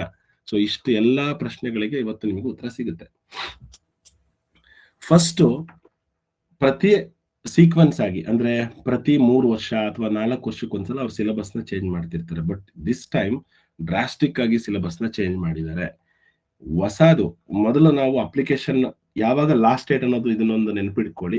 ಅಪ್ಲಿಕೇಶನ್ ಹಾಕಲಿಕ್ಕೆ ಲಾಸ್ಟ್ ಡೇಟು 31/7/2026 ಅಂದ್ರೆ ಇದೇ ತಿಂಗಳ 31ನೇ ತಾರೀಕು. ಇನ್ನ 20 ದಿನ ಸಮಯ ಇದೆ. 20ರಿಂದ 25 ದಿನ ಸಮಯ ಇದೆ. ಮತ್ತೆ ಎಕ್ಸ್ಟೆಂಡ್ ಆಗುತ್ತಾ? ಅಫ್ಕೋರ್ಸ್ ಆಗುತ್ತೆ. ಪ್ರತಿ ವರ್ಷ ನನ್ಗೆ ಗೊತ್ತಿರಂಗೆ 2 ಸಲ ಪೋಸ್ಟ್ಪೋನ್ ಆಗ್ತಾ ಇದೆ ಲಾಸ್ಟ್ ಡೇಟ್. ಸೊ ಇದು ಮುಗಿದ ತಕ್ಷಣ ಮತ್ತೊಂದು 15 ಡೇಸ್ ಕೊಡ್ತಾರೆ, ಅದು ಮುಗಿದ ತಕ್ಷಣ ಮತ್ತೊಂದು 10 ಡೇಸ್ ಕೊಡ್ತಾರೆ. ಬಟ್ ನಾವು ಈ ಎಕ್ಸ್ಟ್ರಾ ಟೈಮಿಗೆ ಕಾಯೋದು ಬೇಡ. 31 ಒಳಗಡೆನೆ, 31ವರೆಗೂ ಕಾಯಕ್ ಹೋಗ್ಬೇಡಿ. 20th ಒಳಗಡೆ ನೀವು ಒಂದು ಟಾರ್ಗೆಟ್ ಇಟ್ಕೊಳ್ಳಿ. 20th ಅಥವಾ 25th ಒಳಗಡೆ ನಾವು ಅಪ್ಲಿಕೇಶನ್ ಹಾಕ್ಬಿಡೋಣ ಅಂತ ಹೇಳಿ. ಹೇಗೆ ಅಪ್ಲಿಕೇಶನ್ ಹಾಕೋದು? ಇದೆಲ್ಲದೂ ಕೂಡ ಕಂಪ್ಲೀಟ್ ಆಗಿ ಆನ್ಲೈನ್. ಈ ಸಲ ಒಂದು ಸಣ್ಣ ಫಾರ್ಮೆಟ್ನು ಕೂಡ ಸ್ಕೂಲ್ ಅಲ್ಲಿ ಬರ್ಸ್ಕೊಳ್ಳೋ ತರ ಏನು ಕೊಟ್ಟಿಲ್ಲ. ಡೈರೆಕ್ಟ್ ಆನ್ಲೈನ್ ಅಲ್ಲಿ ಅಪ್ಲಿಕೇಶನ್ ಹಾಕ್ಬೇಕು. ಅಪ್ಲಿಕೇಶನ್ ಹಾಕ್ಲಿಕ್ಕೆ ಏನೇನ್ ಬೇಕು ಅಂದ್ರೆ ಮೇಯ್ನ್ ಆಗಿ ಆಧಾರ್ ಕಾರ್ಡ್ ಬೇಕು. ಆಧಾರ್ ಕಾರ್ಡು ಮಗುದು ಮತ್ತೆ ನಿಮ್ದು. ಆಮೇಲೆ ಸ್ಯಾಡ್ಸ್ ನಂಬರ್ ಅಂತ ಇದು ಸ್ಕೂಲಲ್ಲಿ ಕೊಡ್ತಾರೆ, ಒಂದು ನಂಬರ್, ಮಗುವಿನ ಐಡೆಂಟಿಟಿ ನಂಬರ್ ಇದನ್ನ ಕೊಡ್ತಾರೆ. ಈ ನಂಬರ್ ಬೇಕಾಗುತ್ತೆ. ಪ್ರಾನ್ ನಂಬರ್ ಅಂತ ಹೇಳಿ, ಅಪಾರ್ ಐಡಿ ಅಂತ ಹೇಳಿ, ಪ್ರಾನ್ ಅಲ್ಲ, ಅಪಾರ್ ಐಡಿ ಅಂತ ಹೇಳಿ ಕೊಡ್ತಾರೆ. ಅಪಾರ್ ಐಡಿ ಇದನ್ನು ಕೂಡ ಸ್ಕೂಲಲ್ಲಿ ಇವೆರಡೂ ನಂಬರ್ಸ್ನ ನಿಮ್ಮ ಸ್ಕೂಲ್ ನಲ್ಲಿ ಕೇಳಿದ್ರೆ ಸರ್ಗಳು HMಗಳು ಬರ್ಕೊಡ್ತಾರೆ. ಜೊತೆಗೆ ಇನ್ನೇನು ಮೇಯ್ನ್ ಆಗಿ ಅಂತಂದ್ರೆ ಆಧಾರ್ ಕಾರ್ಡು ಅಥವಾ ಪೇರೆಂಟ್ಸು ಮತ್ತೆ ಮಕ್ಕಳದು ಇಬ್ರದು ಕೂಡ ನಿಮ್ಮ ಮಗು ಯಾವ ಜಿಲ್ಲೆಯಲ್ಲಿ ಓದ್ತಿದ್ಯೋ ಅದೇ ಜಿಲ್ಲೆಯಲ್ಲಿ ಇರ್ಬೇಕು ಅಂತ ಹೇಳ್ತಾರೆ. ಅಂದ್ರೆ ಈ ಸಲ ಇನ್ನೊಂದು ಎಕ್ಸ್ಟ್ರಾ ಕಂಡೀಷನ್ ಕೂಡ ಸೇರಿಸಿದ್ದಾರೆ. ಆದ್ರೆ ಎಷ್ಟರ ಮಟ್ಟಿಗೆ ಅದು ಸರಿ ಏನು ಅಂತ ನಮಗೆ ಗೊತ್ತಿಲ್ಲ. ಏನು ಅಂದ್ರೆ ನೀವು ಎಲ್ಲಿ ನಿಮ್ಮ ಅಡ್ರೆಸ್ ಪ್ರೂಫ್ ಇರುತ್ತೋ ಅಲ್ಲಿಂದ 10 ಕಿಲೋಮೀಟರ್ ರೇಡಿಯಸ್ ಅಲ್ಲಿ ನಿಮ್ಮ ಸ್ಕೂಲ್ ಇರಬೇಕು ಅಂತ ಹೇಳ್ತಾರೆ. ಅಂದ್ರೆ ಈ ಉದಾಹರಣೆಗೆ ನೀವೇನಾದ್ರೂ ತುಮಕೂರು ಡಿಸ್ಟಿಕ್ ತಿಪ್ಟೂರ್ನಲ್ಲಿ ನಿಮ್ ಮನೆ ಇದೆ ಅಂತ ಅನ್ಕೊಳ್ಳಿ. ತಿಪ್ಟೂರಲ್ಲಿ ಯಾವ್ದೋ ಒಂದು ಹಳ್ಳಿಯಲ್ಲಿ ಮನೆ ಇದೆ. ಅಲ್ಲಿಂದ 10 ಕಿಲೋಮೀಟರ್ ರೇಡಿಯಸ್ ಅಲ್ಲಿ ನೀವು ಸ್ಕೂಲಿಗೆ ಕಳ್ಸಿರ್ಬೇಕು ಅಂತ ಹೇಳ್ತಿದ್ದಾರೆ. ಇದು ಮತ್ತೆ ಇನ್ನೊಂದು ಕಡೆ ಹೇಳ್ತಾರೆ ಅದೇ ಡಿಸ್ಟಿಕ್ ನ ರೆಸಿಡೆನ್ಸ್ ಆಗಿರ್ಬೇಕು ಅಂತ ಹೇಳಿ. ಫಾರ್ ಎಕ್ಸಾಂಪಲ್ ನೀವೇನಾದ್ರೂ ಬೆಂಗಳೂರು ಅವ್ರಾಗಿದ್ರೆ, ಬೆಂಗಳೂರಲ್ಲಿ ನಿಮ್ಮ ಮಗು ಓದ್ತಿದ್ರೆ, ಬೆಂಗಳೂರಲ್ಲಿ ಯಾವ ಡಿಸ್ಟಿಕ್ ಅಲ್ಲಿ ನಿಮ್ಮ ಮಗು ಬರುತ್ತೆ ಆ ಡಿಸ್ಟಿಕ್ ಅಲ್ಲಿ ನಿಮ್ಮ ಅಡ್ರೆಸ್ ಪ್ರೂಫ್ ಇರಬೇಕು. ಅದು ಮೇನ್ ಕಂಡೀಷನ್, ಕಂಪಲ್ಸರಿ. ಈ 10 ಕಿಲೋಮೀಟರ್ ಡಿಸ್ಟೆನ್ಸ್ ನನಗೆ ಡೌಟು ಬಾರ್ಡರ್ ಇರುವಂತವರಿಗೆ. ಫಾರ್ ಎಕ್ಸಾಂಪಲ್ ಇದು ತುಮಕೂರು ಡಿಸ್ಟಿಕ್, ಈ ಬಾರ್ಡರ್ ಅಲ್ಲಿ ಏನಾದ್ರು ಹಾಸನ್ ಡಿಸ್ಟಿಕ್ ಅವ್ರು ಇರ್ತಾರೆ. ಹಾಸನ್ ಡಿಸ್ಟಿಕ್ ಬಾರ್ಡರ್ ಅವರು ಇಲ್ಲಿ ಯಾವ್ದೋ ಒಂದು ಸ್ಕೂಲ್ ಒಳ್ಳೇದಿದೆ ಅಂತ ಹೇಳಿ ಇಲ್ಲಿ ಕಳಿಸ್ತಾ ಇರ್ತಾರೆ. ಅವಾಗ ಈ 10 ಕಿಲೋಮೀಟರ್ ಮೋಸ್ಟ್ಲಿ ಅಪ್ಲೈ ಆಗ್ಬಹುದೇನೋ. ಬಟ್ ಒಂದೇ ಡಿಸ್ಟಿಕ್ ಅಲ್ಲಿ ಇದೆ ನಿಮ್ಮ ಅಡ್ರೆಸ್ ಅಂದ್ರೆ ತಲೆ ಕೆಡಿಸ್ಕೋಬೇಡಿ. ಅದೆಷ್ಟೇ ದೂರದಲ್ಲಿ ಇದ್ರು ಅಪ್ಲಿಕೇಶನ್ ಹಾಕ್ಬಹುದು. ನಮಗೆ ಗೊತ್ತಿರೋ ಮಾಹಿತಿ ಪ್ರಕಾರ ಪ್ರತಿ ವರ್ಷ ಅದೇ ತರ ನಡೀತಾ ಇತ್ತು. ಆಮೇಲೆ ಮಗು ಎಷ್ಟು ದಿನದಿಂದ ಯಾವ ಡೇಟ್ ಇಂದ ಯಾವ ಡೇಟ್ ಒಳಗಡೆ ಹುಟ್ಟಿರ್ಬೇಕು ಅಂದ್ರೆ ನಿಮ್ ಮಗು ಇವಾಗ 5th ಓದ್ತಿರ್ಬೇಕು ಕಂಪಲ್ಸರಿ. 4th ಇದ್ರೆ ನೀವು ಅಪ್ಲಿಕೇಶನ್ ಹಾಕೋ ಹಾಗಿಲ್ಲ. 6th ಇದ್ರೂ ಕೂಡ ಹಾಕೋ ಹಾಗಿಲ್ಲ. 5th ಓದ್ತಾ ಇರ್ಬೇಕು.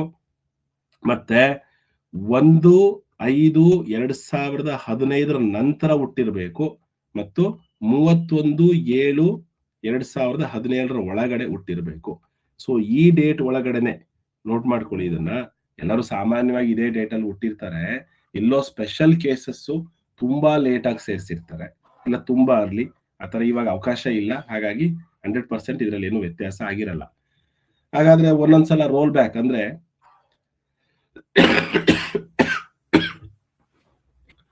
ಮಕ್ಳಿಗೆ ಏನಾದ್ರು ಹೆಲ್ತ್ ಇಶ್ಯೂಸ್ ಇದ್ದು ಅವ್ರನ್ನ 1 ವರ್ಷ ನೀವು ಶಾಲೆಗೆ ಕಳಿಸ್ತಾನೆ, ಅವ್ರ ವಯಸ್ಸು ಜಾಸ್ತಿ ಆಗಿದ್ರೆ ಅಂತವ್ರು ಅಪ್ಲಿಕೇಶನ್ ಹಾಕ್ಲಿಕ್ಕೆ ಆಗೋದಿಲ್ಲ. ನೀವು 5th ಓದ್ತಿದ್ರು ಕೂಡ ಮತ್ತೆ ಒಂದೇ ಸಲ ಎಕ್ಸಾಮ್ ನ ಬರೆಯೋದು. 5th ಸ್ಟ್ಯಾಂಡರ್ಡ್ ಅಲ್ಲಿ ಬಿಟ್ರೆ ಮತ್ತಿನ್ನ 8th ಸ್ಟ್ಯಾಂಡರ್ಡ್ ಕೊಡ್ತಾರೆ.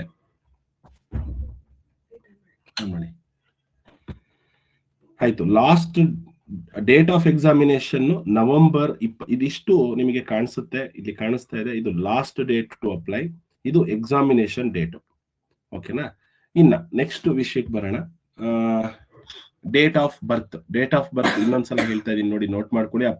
ಆ ಪ್ರಾಸ್ಪೆಕ್ಟ್ಸ್ ಅಲ್ಲಿ ಎಲ್ಲಾ ಡೀಟೇಲ್ಸ್ ಇದೆ. ಬಟ್ ಅಷ್ಟನ್ನು ಓದ್ಕೊಳ್ಲಿಕ್ಕೆ ನಿಮಗೆ ಸಮಯ ಇರೋದಿಲ್ಲ. ಅದಕ್ಕೋಸ್ಕರ ನಾನು ಬ್ರೀಫ್ ಆಗಿ ಹೇಳ್ತೀನಿ ಅಂತ ಹೇಳಿ ನಿಮ್ಗೆ ಮೀಟಿಂಗ್ ಕರೆದಿದ್ದು. ಸೊ ಈ ಡೇಟ್ ಇಂದ ಈ ಡೇಟ್ ಒಳಗಡೆ ನಿಮ್ಮ ಮಗುದು ಡೇಟ್ ಆಫ್ ಬರ್ತ್ ಇರಬೇಕು. ಯಾವ್ದಾದ್ರು ಒಂದು government aided or recognised school, ಅದು ಪ್ರೈವೇಟ್ ಆಗಿರ್ಬೋದು, ಆ ಸ್ಕೂಲಲ್ಲಿ ನಿಮ್ಮ ಮಗು ಓದ್ತಿರ್ಬೇಕು. ಮತ್ತೆ ಯಾವ್ಯಾವ್ದೆಲ್ಲ ಜನರಲ್ ಇದರಲ್ಲಿ ಅಪ್ಲೈ ಮಾಡಬಹುದು ನೀವು ಅಂತಂದ್ರೆ, ಅಂದ್ರೆ ಫಸ್ಟ್ ನೀವು ಅದೇ ಜಿಲ್ಲೆಯವರಾಗಿರ್ಬೇಕು, ಆಧಾರ್ ಕಾರ್ಡ್ ಇರಬೇಕು. ಆಯ್ತು. ನೆಕ್ಸ್ಟ್ ಬರ್ತ್ ಸರ್ಟಿಫಿಕೇಟ್ ಕೇಳ್ತಾರೆ ಅಡ್ಮಿಷನ್ ಟೈಮ್ ಅಲ್ಲಿ. ನೆಕ್ಸ್ಟ್ ಯಾವ್ಯಾವ್ದಿದೆ, ಜನರಲ್, SC ST OBC ಇಷ್ಟಕ್ಕೂ ಅಪ್ಲೈ ಮಾಡಬಹುದು. ಜನರಲ್ ಇದ್ದವರು ಅಂದ್ರೆ SC ಇದ್ದವರು SC ಕ್ಯಾಸ್ಟಿಗೆ ಅಪ್ಲೈ ಮಾಡಿ, ST ಆದವರು STಗೆ, OBC ಇದ್ದವರು OBCಗೆ. ಈಗ ಸರ್ ಯಾವುದು ಈಗ ಸಾಮಾನ್ಯವಾಗಿ ನಮಗೆ ಪ್ರತಿ ವರ್ಷ ಒಂದು ಸಮಸ್ಯೆ ಏನು ಅಂದ್ರೆ ಥರ್ಡ್ ಬಿ ಅಂದ್ರೆ ಲಿಂಗಾಯತರು ಪ್ರತಿ ವರ್ಷ ಇಲ್ಲಿ ಯಾರಾದ್ರೂ ಇರ್ಬೋದು ಇಲ್ದೇನೆ ಇರ್ಬೋದು, ಇವರು ಸ್ಟೇಟ್ ಗೌರ್ಮೆಂಟ್ ಅಲ್ಲಿ OBC ಸಿಗುತ್ತೆ ಸ್ಟೇಟ್ ಗೌರ್ಮೆಂಟ್ ಅಲ್ಲಿ, ಆದ್ರೆ ಅವ್ರು ಹೇಳ್ತಾರೆ ಸೆಂಟ್ರಲ್ ಲಿಸ್ಟ್ ಅಂತ ಹೇಳಿ. ಸೆಂಟ್ರಲ್ ಲಿಸ್ಟ್ ಅಲ್ಲಿ ಈ OBC ಸಿಗೋದಿಲ್ಲ, ಅವರು ಜನರಲ್ ಗೆ ಅಪ್ಲೈ ಮಾಡಬೇಕು ಲಿಂಗಾಯತರು. ಥರ್ಡ್ ಬಿ ಯಾರಿದ್ದೀರಾ ಅವರೆಲ್ಲರೂ ಕೂಡ ಜನರಲ್ ಅಂತೇಳಿ ಅಪ್ಲೈ ಮಾಡಬೇಕು. ಇನ್ನ SC ST ಕಾಮನ್ ಆಗಿ ಅದಿರುತ್ತೆ, ಏನೂ ಚೇಂಜ್ ಇಲ್ಲ. OBC ಯಾರೆಲ್ಲ OBC ಬರ್ತಾರೆ, ಈಗ second A, second B, third A, ಇವರೆಲ್ಲರೂ ಕೂಡ ಫಸ್ಟ್ ಅಂದ್ರೆ ಕೆಟಗರಿ 1 ಅಂತ ಹೇಳ್ತಾರೆ, ಅದು ಅವರೆಲ್ಲರೂ ಕೂಡ OBCಗೆ ಬರ್ತಾರೆ. ನೀವು ಆ OBC ಸರ್ಟಿಫಿಕೇಟ್ ಮಾಡಿಸಿರ್ಬೇಕು. ಕ್ಯಾಸ್ಟ್ ಕಮ್ ಇನ್ಕಮ್ ರಾಜ್ಯ ಸರ್ಕಾರದಲ್ಲಿ ಕೊಡುವಂತದ್ದು ಮಾಡಿಸ್ಬೇಡಿ, ಇನ್ನ ಟೈಮ್ ಇದೆ ಬೇಕಾದಷ್ಟು ಮಾಡಿಸಿ. ಆ ಸರ್ಟಿಫಿಕೇಟ್ ನ ಮಾಡಿಸಿ ಇವಾಗ್ಲೇ ಇಟ್ಕೊಳ್ಳಿ. ಸೆಲೆಕ್ಷನ್ ಆದ್ಮೇಲೆ ಗೋಳಾಡೋದ್ಕಿಂತ ಮೊದಲೇ ಮಾಡ್ಕೊಡೋದು ಒಳ್ಳೇದು. ಹಾಗಾದ್ರೆ OBC ಸರ್ಟಿಫಿಕೇಟ್ ಅಂತಾನೆ ಕೊಡ್ತಾರೆ, ಅದರ್ ಬ್ಯಾಕ್ವರ್ಡ್ ಕಮ್ಯುನಿಟಿ ಅಂತ ಹೇಳಿ. ಆಮೇಲೆ ಇನ್ನೊಂದು ತುಂಬಾ ಸಲ ಡೌಟ್ ಆಗುತ್ತೆ, ಸರ್ ನಮ್ಮ ಆದಾಯ 8.5 ಲಕ್ಷ ದಾಟ್ಬಿಟ್ಟಿದೆ, ನಮಗೆ OBC ಕೊಡ್ತಾ ಇಲ್ಲ. ಅಥವಾ ಗಂಡ ಹೆಂಡತಿ ನಾವಿಬ್ರು ಯಾರೋ ಇವಾಗ ಇಬ್ರು 2A ಕೆಟಗರಿಯವರು ಇರ್ತೀರಾ ಅಥವಾ 3A ಇರ್ತೀರಾ, both are parents, both are teachers ಅಥವಾ both are government employees. So ನಿಮಗೆ ಬರೋದಿಲ್ಲ GM ನೀವು ಅಂತ ಹೇಳಿ ಕಳಿಸ್ತಾರೆ, ಆದ್ರೆ 100% OBC ಕ್ಲೈಮ್ ಮಾಡಬಹುದು ನೀವು. ಇದೊಂದು ಇಂಪಾರ್ಟೆಂಟ್ ವಿಷಯ, 100% OBC ಕ್ಲೈಮ್ ಮಾಡಬಹುದು ಇರ್ರೆಸ್ಪೆಕ್ಟಿವ್ ಆಫ್ ಇನ್ಕಮ್. ಅಂದ್ರೆ ನಿಮ್ಮ ಆದಾಯ ಎಷ್ಟೇ ಇರ್ಲಿ, ನೀವು A ಗ್ರೇಡ್ ಅಥವಾ B ಗ್ರೇಡ್ ಹುದ್ದೆಯಲ್ಲಿ ಇಲ್ಲ ಅಂದ್ರೆ, A ಗ್ರೇಡ್ ಅಥವಾ B ಗ್ರೇಡ್ ಹುದ್ದೆಯಲ್ಲಿ ಇಲ್ಲ ಅಂತಂದ್ರೆ ನೀವು OBC ಯನ್ನ ಕ್ಲೈಮ್ ಮಾಡಬಹುದು. ನಿಮ್ಮ ಆದಾಯ 10 ಲಕ್ಷ ಇರ್ಲಿ, 20 ಲಕ್ಷ ಇರ್ಲಿ, 50 ಲಕ್ಷ ಇರ್ಲಿ, ತೊಂದರೆ ಇಲ್ಲ. ಯಾಕೆ ಅಂದ್ರೆ ಅದು ಎಜುಕೇಶನ್ಗೆ ಮಾತ್ರ ಸೆಂಟ್ರಲ್ ಗೌರ್ಮೆಂಟ್ ಅವರು ಆ ಅವಕಾಶನ ಕೊಟ್ಟಿದ್ದಾರೆ. ಸೊ OBC ಸಿಗುತ್ತೋ ಇಲ್ವೋ ಅಂತ ಹೇಳಿ ನಿಮಗೆ ಸೆಂಟ್ರಲ್ ಲಿಸ್ಟ್ ಕ್ಯಾಸ್ಟ್ ಬಿಟ್ಟಿದ್ದಾರೆ, ಅದನ್ನ ನೀವು ನೋಡಿದ್ರೆ ನಿಮಗೆ ಗೊತ್ತಾಗುತ್ತೆ.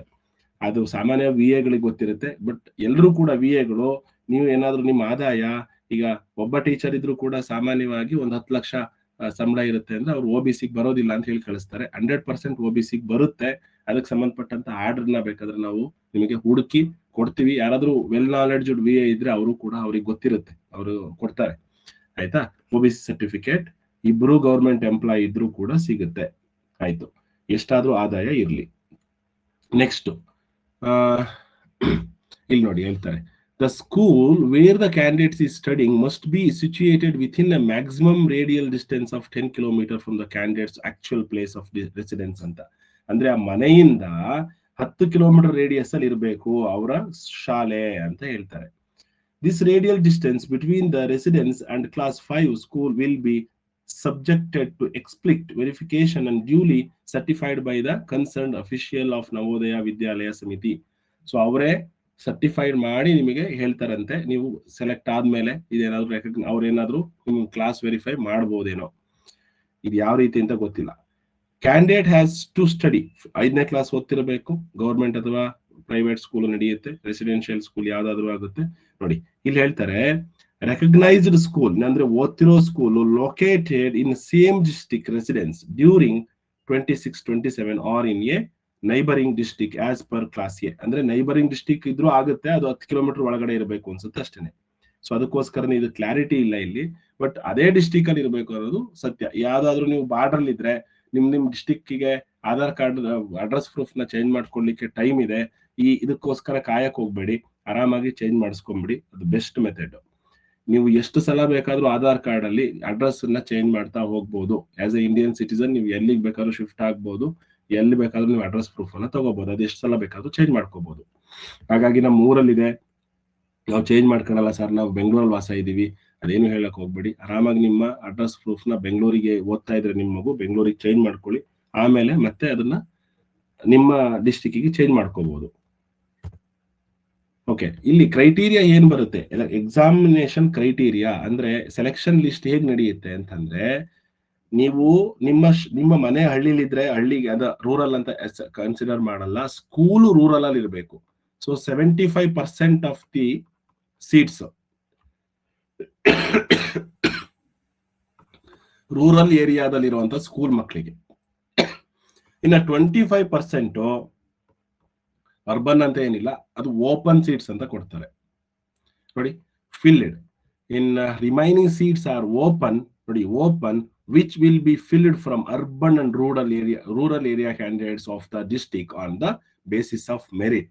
ಈ 25 ಬರೀ ಅರ್ಬನ್ ಕೊಡೋದಿಲ್ಲ, ಇಲ್ಲಿ ಯಾರು ಬೇಕಾದ್ರೂ ಯಾರು ಬೇಕಾದ್ರೂ ಸೆಲೆಕ್ಟ್ ಮಾಡ್ಕೋಬಹುದು. ಉದಾಹರಣೆಗೆ 80 ಸೀಟ್ಸ್ ಇದೆ ಅಂದ್ರೆ 60 ಸೀಟ್ಸ್ ರೂರಲ್ ಕ್ಯಾಂಡಿಡೇಟ್ಸ್ ಗೆ, ಇನ್ನ 20 ಸೀಟ್ಸ್ ಓಪನ್ ಅಂತ ಇರುತ್ತೆ.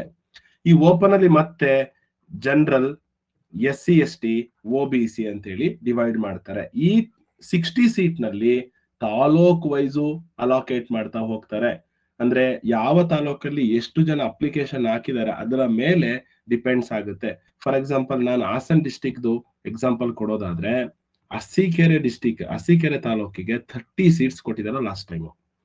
ಅದೇ ಬೇಲೂರು ತಾಲೂಕಿಗೆ ಓನ್ಲಿ 6 ಸೀಟ್ಸ್, 5 or 6. ಆಯ್ತಾ? ಸೊ ಯಾಕೆ ಇಷ್ಟೊಂದು ಡಿಫರೆನ್ಸ್? ಒಂದೊಂದು ತಾಲೂಕಿಗೆ ಸಮಾನಾಗಿ ಹಂಚಲ್ವಾ? ಇಲ್ಲ, ಹಂಚೋದಿಲ್ಲ.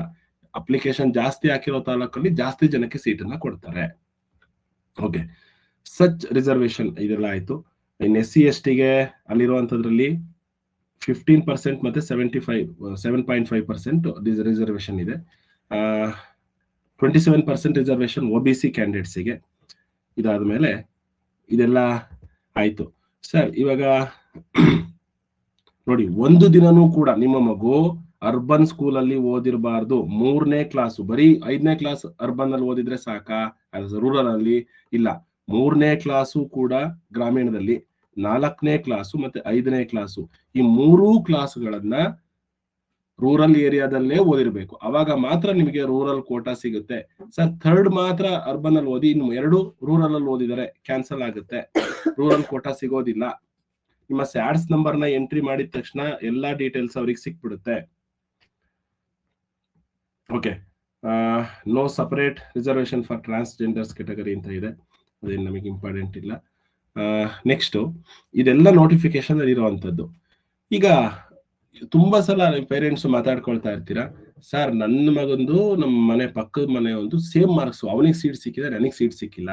ಏನಾಗುತ್ತೆ ನೋಡಿ, the candidate who scored higher marks in mental ability. ನೋಡಿ, ಯಾವಾಗ who have same total marks, so ನೀವು 100ಗೆ ಇಬ್ರದು ಕೂಡ 90 ಬಂದಿದೆ, ಇವಂದು ಯಾರ್ದು 90 ಬಂದಿದೆ, ಯಾರಿಗೆ ಸೀಟ್ ಕೊಡ್ತಾರೆ? ಅವಾಗ ಏನ್ ಮಾಡ್ತಾರೆ, candidate who scores higher marks in mental ability and EVS, mental ability ಮತ್ತೆ EVS ನಲ್ಲಿ ಯಾರು ಜಾಸ್ತಿ ಮಾರ್ಕ್ಸ್ ತಗೊಂಡಿರ್ತಾರೋ ಅವರಿಗೆ ಸೀಟ್ ನ ಅಲೋಕೇಟ್ ಮಾಡ್ತಾರೆ. ಹಾಗಾದ್ರೆ ಮೆಂಟಲ್ ಎಬಿಲಿಟಿ ಮತ್ತೆ EVS ಎರಡು ಸೇಮ್ ಇದ್ರೆ ಅವಾಗ ನೆಕ್ಸ್ಟ್ ಏನ್ ಮಾಡ್ತಾರೆ, ಮ್ಯಾಥ್ಸ್, ಮ್ಯಾಥ್ಸ್ ಅಲ್ಲಿ ಯಾರು ಜಾಸ್ತಿ ತಗೊಂಡಿರ್ತಾರೆ ಅಲ್ಲಿಗೆ ಹೋಗ್ತಾರೆ. ಅದು ಈಕ್ವಲ್ ಆಗಿದ್ರೆ ಅವಾಗ ಎಲ್ಲಿಗೆ ಹೋಗ್ತಾರೆ,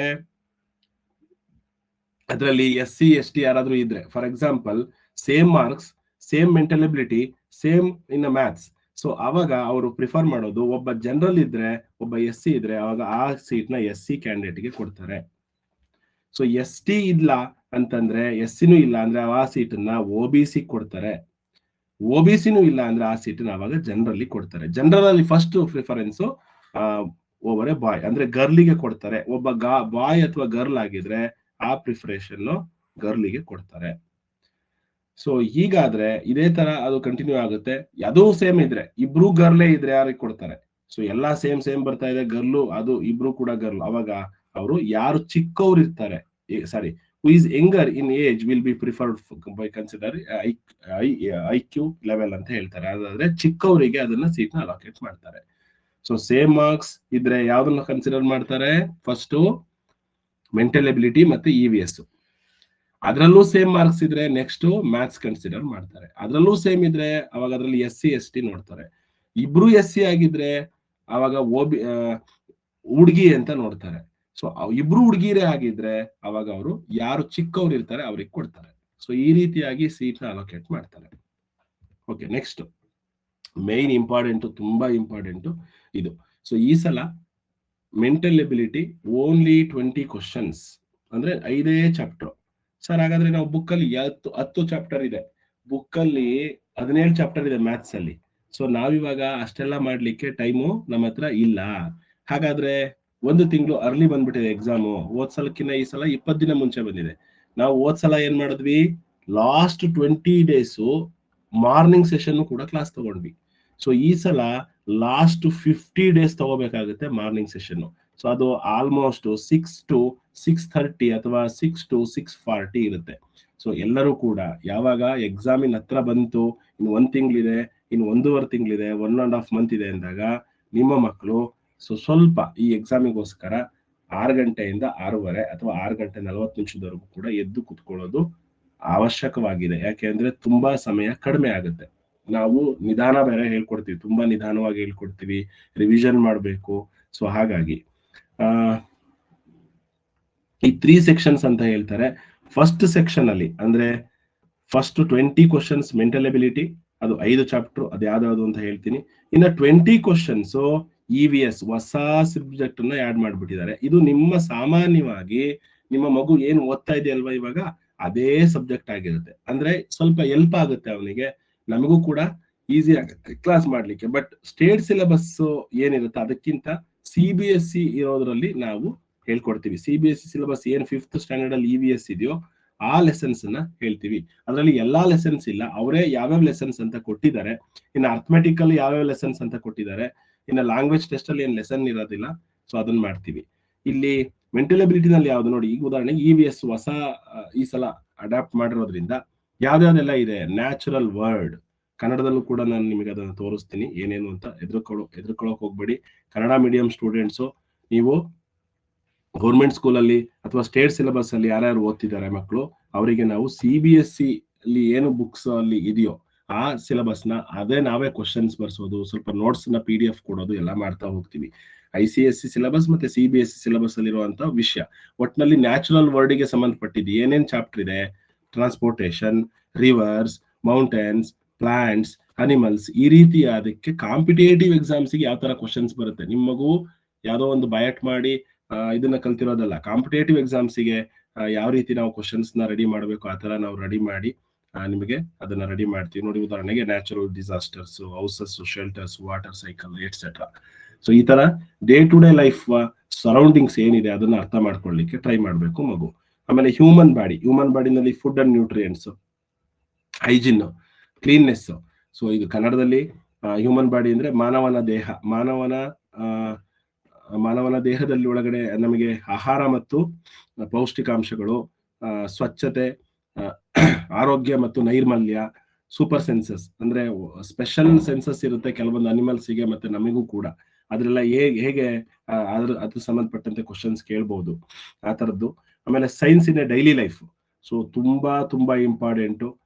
ನನಗಂತೂ ಖುಷಿ ಆಗ್ತಿದೆ ಈ ಸಲ EVS ನ ಅವರು ಇಂಟ್ರೊಡ್ಯೂಸ್ ಮಾಡ್ತಿರೋದಕ್ಕೆ. ಯಾಕೆ ಅಂದ್ರೆ ಬರೀ ಒಂದು ಸಬ್ಜೆಕ್ಟ್ ನ ಕಲ್ತಿದ್ರಿಂದ ಮಕ್ಕಳು IQ ಯಾವ್ದೋ ಒಂದು ಸಬ್ಜೆಕ್ಟ್ ಅಲ್ಲಿ ಪರ್ಫೆಕ್ಟ್ ಆಗ್ತಿದ್ರು. ಬಟ್ ಈ ಸಲ ನಮ್ಗೆ EVS ಇರೋದ್ರಿಂದ ಕಂಪ್ಲೀಟ್ ಚೇಂಜ್ ಮಾಡಬಹುದು ಮಗುನ. ನಮ್ಮ ಟ್ಯೂಷನ್ ಇಂದ ನಮಗೆ ಸ್ವಲ್ಪ ಎಕ್ಸ್ಟ್ರಾ ಕೆಲಸ ಆಗ್ಬಹುದು, ಬಟ್ ಆದ್ರೂ ಪರವಾಗಿಲ್ಲ, ಖುಷಿ ಇದೆ.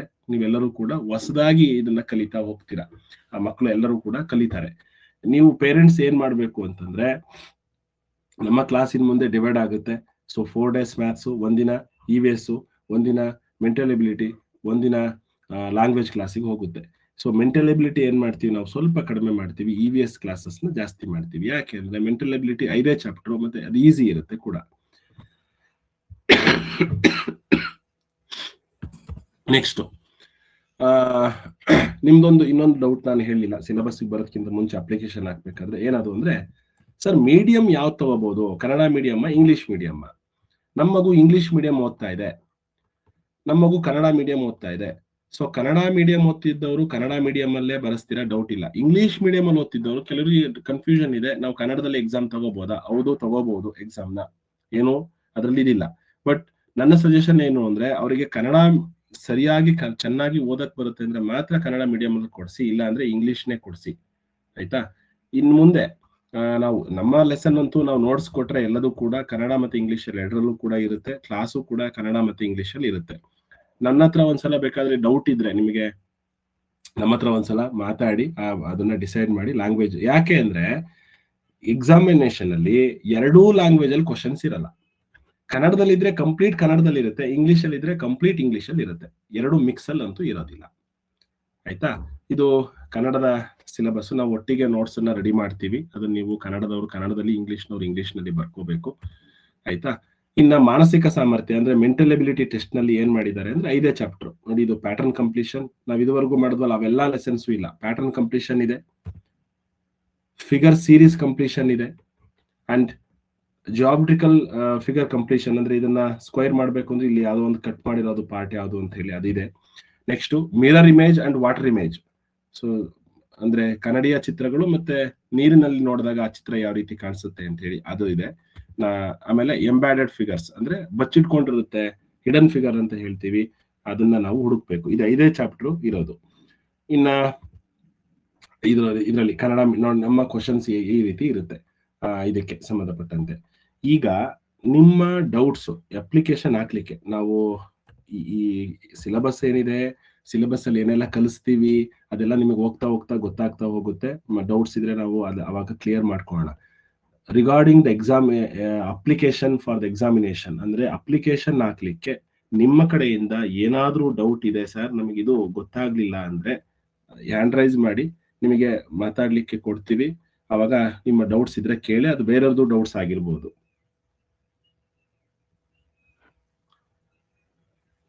ಲೇಖನ ಪಿ, ಹೇಳಿ ಲೇಖನ.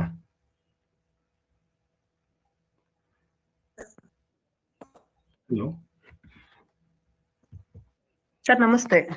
ಮೇಡಮ್ ನಮಸ್ಕಾರ, ಹೇಳಿ ಹೇಳಿ ಮೇಡಮ್. ಹಲೋ ಮೇಡಮ್ ನಮಸ್ಕಾರ, ಕೇಳಿಸ್ತಿದೆ ಹೇಳಿ.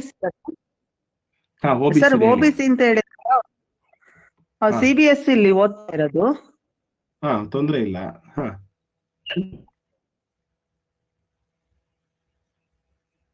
ಸರ್, ಅಪ್ಲೈ ಮಾಡಲ್ವಾ OBC? ಮೇಡಮ್ ನೀವು ಯಾವ ಕ್ಯಾಸ್ಟ್ ಬರುತ್ತೆ ಅನ್ನೋದು OBC ಅಷ್ಟೇನೆ. CBSE ಸ್ಟೇಟ್ ಸಿಲೆಬಸ್ ಅದೇನ್ ಲೆಕ್ಕ ಬರಲ್ಲ. ನೀವು ಯಾವ ಕ್ಯಾಸ್ಟ್? ನಮ್ದು ಥರ್ಡ್ ಬಿ ನಾ? ಥರ್ಡ್ ಬಿ OBC ಬರೋದಿಲ್ಲ ಮೇಡಮ್. ಥರ್ಡ್ ಬಿ ಕ್ಯಾಸ್ಟ್ ಲಿಂಗಾಯತ್ರಾ? ಸರಿ ಸರ್. ಥರ್ಡ್ ಬಿ ನಲ್ಲಿ ಬೇರೆ ಬೇರೆ ಕ್ಯಾಸ್ಟಸ್ ಇದೆ. ಸಾಮಾನ್ಯವಾಗಿ ಲಿಂಗಾಯತರು ಜಾಸ್ತಿ ಇದ್ದಾರೆ ಕರ್ನಾಟಕದಲ್ಲಿ ಅಂತ ಕೇಳಿದೆ ಅಷ್ಟೇನೆ, ತಪ್ಪು ತಿಳ್ಕೊಬೇಡಿ. ಥರ್ಡ್ ಬಿ OBC ಬರೋದಿಲ್ಲ. ಥರ್ಡ್ ಬಿ ಜನರಲ್ ಮೆರಿಟ್, ಅಂದ್ರೆ ನೀವು ಜನರಲ್ ಹಾಕ್ಬೇಕು. ಸರಿ sir, okay. Srinivas sir, Vijay Srinivas sir, ಹೇಳಿ ಸರ್. ಸರ್, ಅದು ಇಲ್ಲಿ VA ಕಾನ್ಸೆಪ್ಟ್ ಇಲ್ಲ ಸರ್. ನೀವೆಲ್ಲ GM ಇನ್ಕಮ್ ಜಾಸ್ತಿ ಬರುತ್ತೆ, GM ಅಂತ ನಾನು ಹೇಳ್ತೀನಿ ಸರ್. ಈಗ ಸರಿ ಸರ್, ನಾನು ಅದಕ್ಕೆ ಸಂಬಂಧಪಟ್ಟಂತ ಆರ್ಡರ್ನ ಹುಡುಕಿ ನಿಮಗೆ ಆರ್ಡರ್ನ ಕೊಡ್ತೀನಿ ಸರ್. ಇಲ್ಲ, ಯಾರು ತಗೊಂಡಿರ್ತಾರಲ್ಲ ಸರ್ OBC ಸರ್ಟಿಫಿಕೇಟ್ ಸರ್, ಅವರು ನಮ್ಮ ಅತ್ತೆ ಮಗನೇ ಇದ್ದಾನೆ, ಅವನು ಪೊಲೀಸು, ಅವ್ರ ಹೆಂಡತಿನೂ ಟೀಚರು ಚಿಕ್ಕಮಂಗ್ಳೂರಲ್ಲಿ. ಅವ್ರ ಮಗಳದು OBC ನಲ್ಲೇ ಸೆಲೆಕ್ಷನ್ ಆಯ್ತು ಲಾಸ್ಟ್ ಟೈಮು. ಈ ಹತ್ರದಲ್ಲೇ ಉದಾಹರಣೆ ಇದೆ. ನಾನು ಅದನ್ನ ನಾನು ನಿಮಗೆ ಆರ್ಡರ್ ನಾನು ಕಳಿಸ್ತೀನಿ sir. Okay, thank you sir. Okay.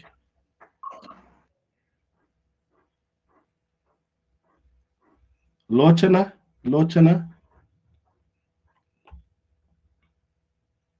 ನಮಸ್ತೆ ಸರ್.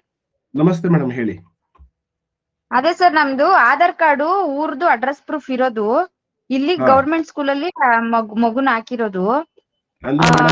ತುಮಕೂರು ಡಿಸ್ಟಿಕ್ ಅಲ್ಲಿ ಅಡ್ರೆಸ್ ಇದೆ? ಮಂಡ್ಯ ಡಿಸ್ಟಿಕ್. ಮಂಡ್ಯದಲ್ಲಿ ಅಡ್ರೆಸ್ ಇದೆ. ನೀವು ಓದ್ತಿರೋದು ಬೆಂಗಳೂರಾ? ಹೌದು ಸರ್. ಮೇಡಮ್, ನೀವು ಬೆಂಗಳೂರಿಗೆ ನಿಮ್ಮ ಅಡ್ರೆಸ್ ಪ್ರೂಫ್ ನ ಅಂದ್ರೆ ಆಧಾರ್ ಕಾರ್ಡ್ ನ ಚೇಂಜ್ ಮಾಡ್ಕೊಳ್ಳಿ ಅಷ್ಟೇನೆ. ಸರ್, ನಮ್ದು 3A ಬಂದು ಜನರಲ್ ಗೆ ಬರುತ್ತಾ ಸರ್? ಮೇಡಮ್, 3A ಟೌನ್ ಅಲ್ಲಿ ಇರೋ 3A ನೋಡಿ, ಅದು ಸ್ವಲ್ಪ ಕನ್ಫ್ಯೂಷನ್. ಯಾಕೆ ಅಂದ್ರೆ 3A ಟೌನ್ ಅಲ್ಲಿ ಅಂದ್ರೆ ನಗರಸಭೆ ಆತರ ವ್ಯಾಪ್ತಿಲಿ ಇದ್ರೆ ಅದು ಜನರಲ್ ಬರುತ್ತೆ. ಹಳ್ಳಿನಲ್ಲಿರೋ 3A ಅಂದ್ರೆ ಗೌಡ್ರು, ಹಳ್ಳಿನಲ್ಲಿದ್ರೆ ಒಕ್ಕಲಿಗರು, ಅವ್ರನ್ನ ನಾವು OBC ಅಂತ ಕನ್ಸಿಡರ್ ಮಾಡ್ತಾರೆ ಸೆಂಟ್ರಲ್ ಲಿಸ್ಟ್ ಅಲ್ಲಿ. ಅದೇ ಸರ್, ನಮ್ದು ಬಂದಿ 3A ಬರುತ್ತೆ, ಒಕ್ಕಲಿಗ ಈ ತರ. ಅದು ಯಾವ್ದಕ್ಕೆ ಇದಾಗುತ್ತೆ ಮೇಡಮ್? ಒಕ್ಕಲಿಗ ನೀವು ಹಳ್ಳಿನಲ್ಲಿ ಅಡ್ರೆಸ್ ಇದೆ ಅಲ್ವಾ ಮೇಡಮ್ ನಿಮ್ದು? ಸರ್, ಹೌದು. ನಾನೊಂದು ಬೆಸ್ಟ್ ಮೆಥಡ್ ಹೇಳ್ತೀನಿ ಕೇಳಿ. ನಿಮ್ದು ಹಳ್ಳಿನಲ್ಲಿ ಅಡ್ರೆಸ್ ಇದೆ, ನಿಮ್ದು ವೋಟರ್ ID ಅಲ್ಲಿದೆ ಅಲ್ವಾ? ಹೌದು ಸರ್. ಈ ವೋಟರ್ ID ಪ್ರಕಾರ ನೀವು ಹಳ್ಳಿ ಗೌಡ್ರು ಅಂದ್ರೆ ಹಳ್ಳಿ ಗ್ರಾಮೀಣ ಪ್ರದೇಶದಲ್ಲಿರುವಂತ ಒಕ್ಕಲಿಗರು. ಹಾಗಾಗಿ OBC ಅಪ್ಲೈ ಮಾಡಿ, OBC ತಗೊಳ್ಳಿ. ಆದ್ರೆ ಆಧಾರ್ ಕಾರ್ಡ್ ಅಲ್ಲಿ ನೀವೇನ್ ಮಾಡಿ, ಆಧಾರ್ ಕಾರ್ಡ್ ಅಲ್ಲಿ ಬೆಂಗಳೂರು ಅಡ್ರೆಸ್ ಚೇಂಜ್ ಮಾಡ್ಕೊಳ್ಳಿ ನಿಮ್ಮ ಅಡ್ರೆಸ್ ನ. ನೀವ್ ಎಲ್ಲಿ ವಾಸ ಇದ್ದೀರಾ ಅಲ್ಲಿ ಚೇಂಜ್ ಮಾಡ್ಕೊಳ್ಳಿ. ಅದೊಂದು ನಮ್ದು ಪೇರೆಂಟ್ಸ್ ಎಲ್ಲ ಮಾಡ್ಬೇಕಾ ಸರ್? ಮಗುದು, ನಿಮ್ಮ ಹಸ್ಬೆಂಡ್ದು, ನಿಮ್ದು ಮಾಡ್ಕೋಬೇಕು. 3 ಜನದ್ದು ಸದ್ಯಕ್ಕೆ ಯಾರ್ದಾರು ಒಬ್ರದು ಮತ್ತೆ ಮಗುದು ಮಾಡಿ, ಆಮೇಲೆ ಸೆಲೆಕ್ಷನ್ ಆದ್ಮೇಲೆ ಎರಡನ್ನೂ ಮಾಡ್ಬೋದು. ಹಾ sir, okay, thank you. Varshitha ಹೇಳಿ. ವರ್ಷಿತಾ NM. ನಮಸ್ಕಾರ ಸರ್.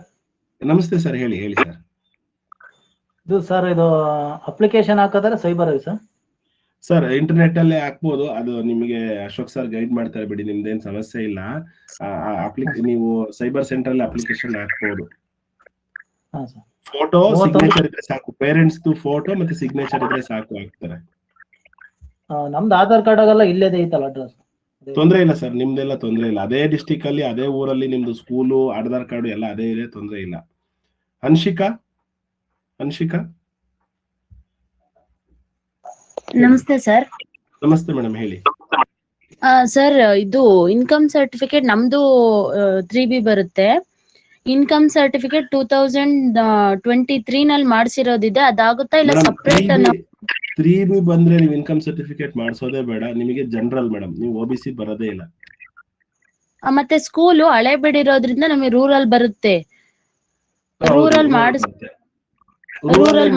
ಇವಾಗ ರೂರಲ್ ಅಂತ ಅಪ್ಲೈ ಮಾಡಿ ಅಷ್ಟೇನೆ. ರೂರಲ್ ಅಂತ ಅಪ್ಲೈ ಮಾಡ್ಬೇಕಾದ್ರೆ ಮಾಡಿ,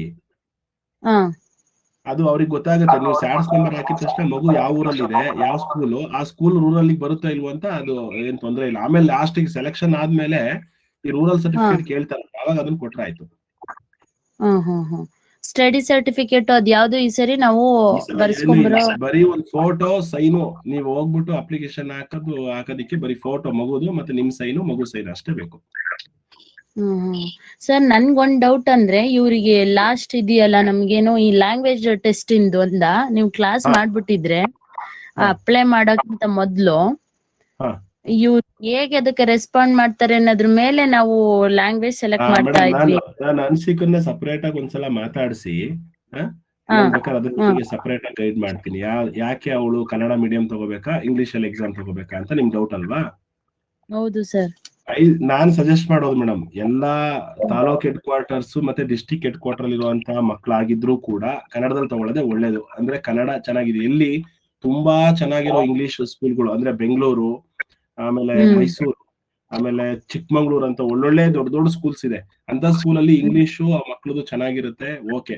ನಮ್ಮ ಸಾಮಾನ್ಯವಾಗಿ ಹಳ್ಳಿನಲ್ಲಿರುವಂತಹ ಪ್ರೈವೇಟ್ ಸ್ಕೂಲ್ಗಳಲ್ಲಿ ತುಂಬಾ ಇಂಗ್ಲಿಷು ಫಾಸ್ಟ್ ಇಲ್ಲ ಮೇಡಮ್, ಆ ಮಕ್ಳಿಗೆ ಕಷ್ಟ ಆಗ್ಬಿಡುತ್ತೆ ಪ್ಯಾಸೇಜ್. ಹಾಗಾಗಿ ಕನ್ನಡದಲ್ಲೇ ತಗೊಳ್ಳೋದಕ್ಕೆ ನಾನು ಸಜೆಸ್ಟ್ ಮಾಡ್ತೀನಿ. ಬಟ್ ಇಲ್ಲ ಅವರಿಗೆ ಕನ್ನಡ ತುಂಬಾ ಕಷ್ಟ ಆಗ್ತಿದೆ, ಅವನಿಗೆ ಕನ್ನಡ ಓದಕ್ಕೆ ಬರಲ್ಲ, ಅರ್ಥನೇ ಆಗ್ತಿಲ್ಲ ಅಂದ್ರೆ ಅವಾಗ ಇಂಗ್ಲಿಷ್ನೇ ಆಪ್ಟ್ ಮಾಡ್ಕೊಳ್ಳಿ, ಏನೂ ಸಮಸ್ಯೆ ಆಗಲ್ಲ. ತುಂಬಾ ಡೀಪ್ ಆಗೂ ಏನಿರಲ್ಲ, ಬಟ್ ಇಂಗ್ಲಿಷ್ ಮೀಡಿಯಂ ಅಂದ್ರೆ ಅಷ್ಟು ಗೊತ್ತಿರ್ಬೇಕು ಮೇಡಮ್. ಓದೋದು ಮುಖ್ಯ ಅಲ್ಲ ನಮಗೆ, ಸರಿಯಾಗಿ ಓದ್ಬೋದು, ಆದ್ರೆ ಅರ್ಥೈಸ್ಕೊಳ್ಳೋದು ತುಂಬಾ ಮುಖ್ಯ. ಅಂದ್ರೆ ಅದನ್ನ ಸರಿಯಾಗಿ ಅರ್ಥ ಮಾಡ್ಕೊತಿದಾನ ಇಂಗ್ಲಿಷ್ನ, ಅದು ಬೇಕು. ಅದು ಕನ್ನಡ ಆಗಿರ್ಬೋದು, ಇಂಗ್ಲಿಷ್ ಆಗಿರ್ಬೋದು. ಒಂದ್ಸಲ ನಾನು ಹನ್ಸಿಕನ ಹತ್ರ ಮಾತಾಡಿ ನಿಮಗೆ ಹೇಳ್ತೀನಿ. Okay sir, thank you. Impana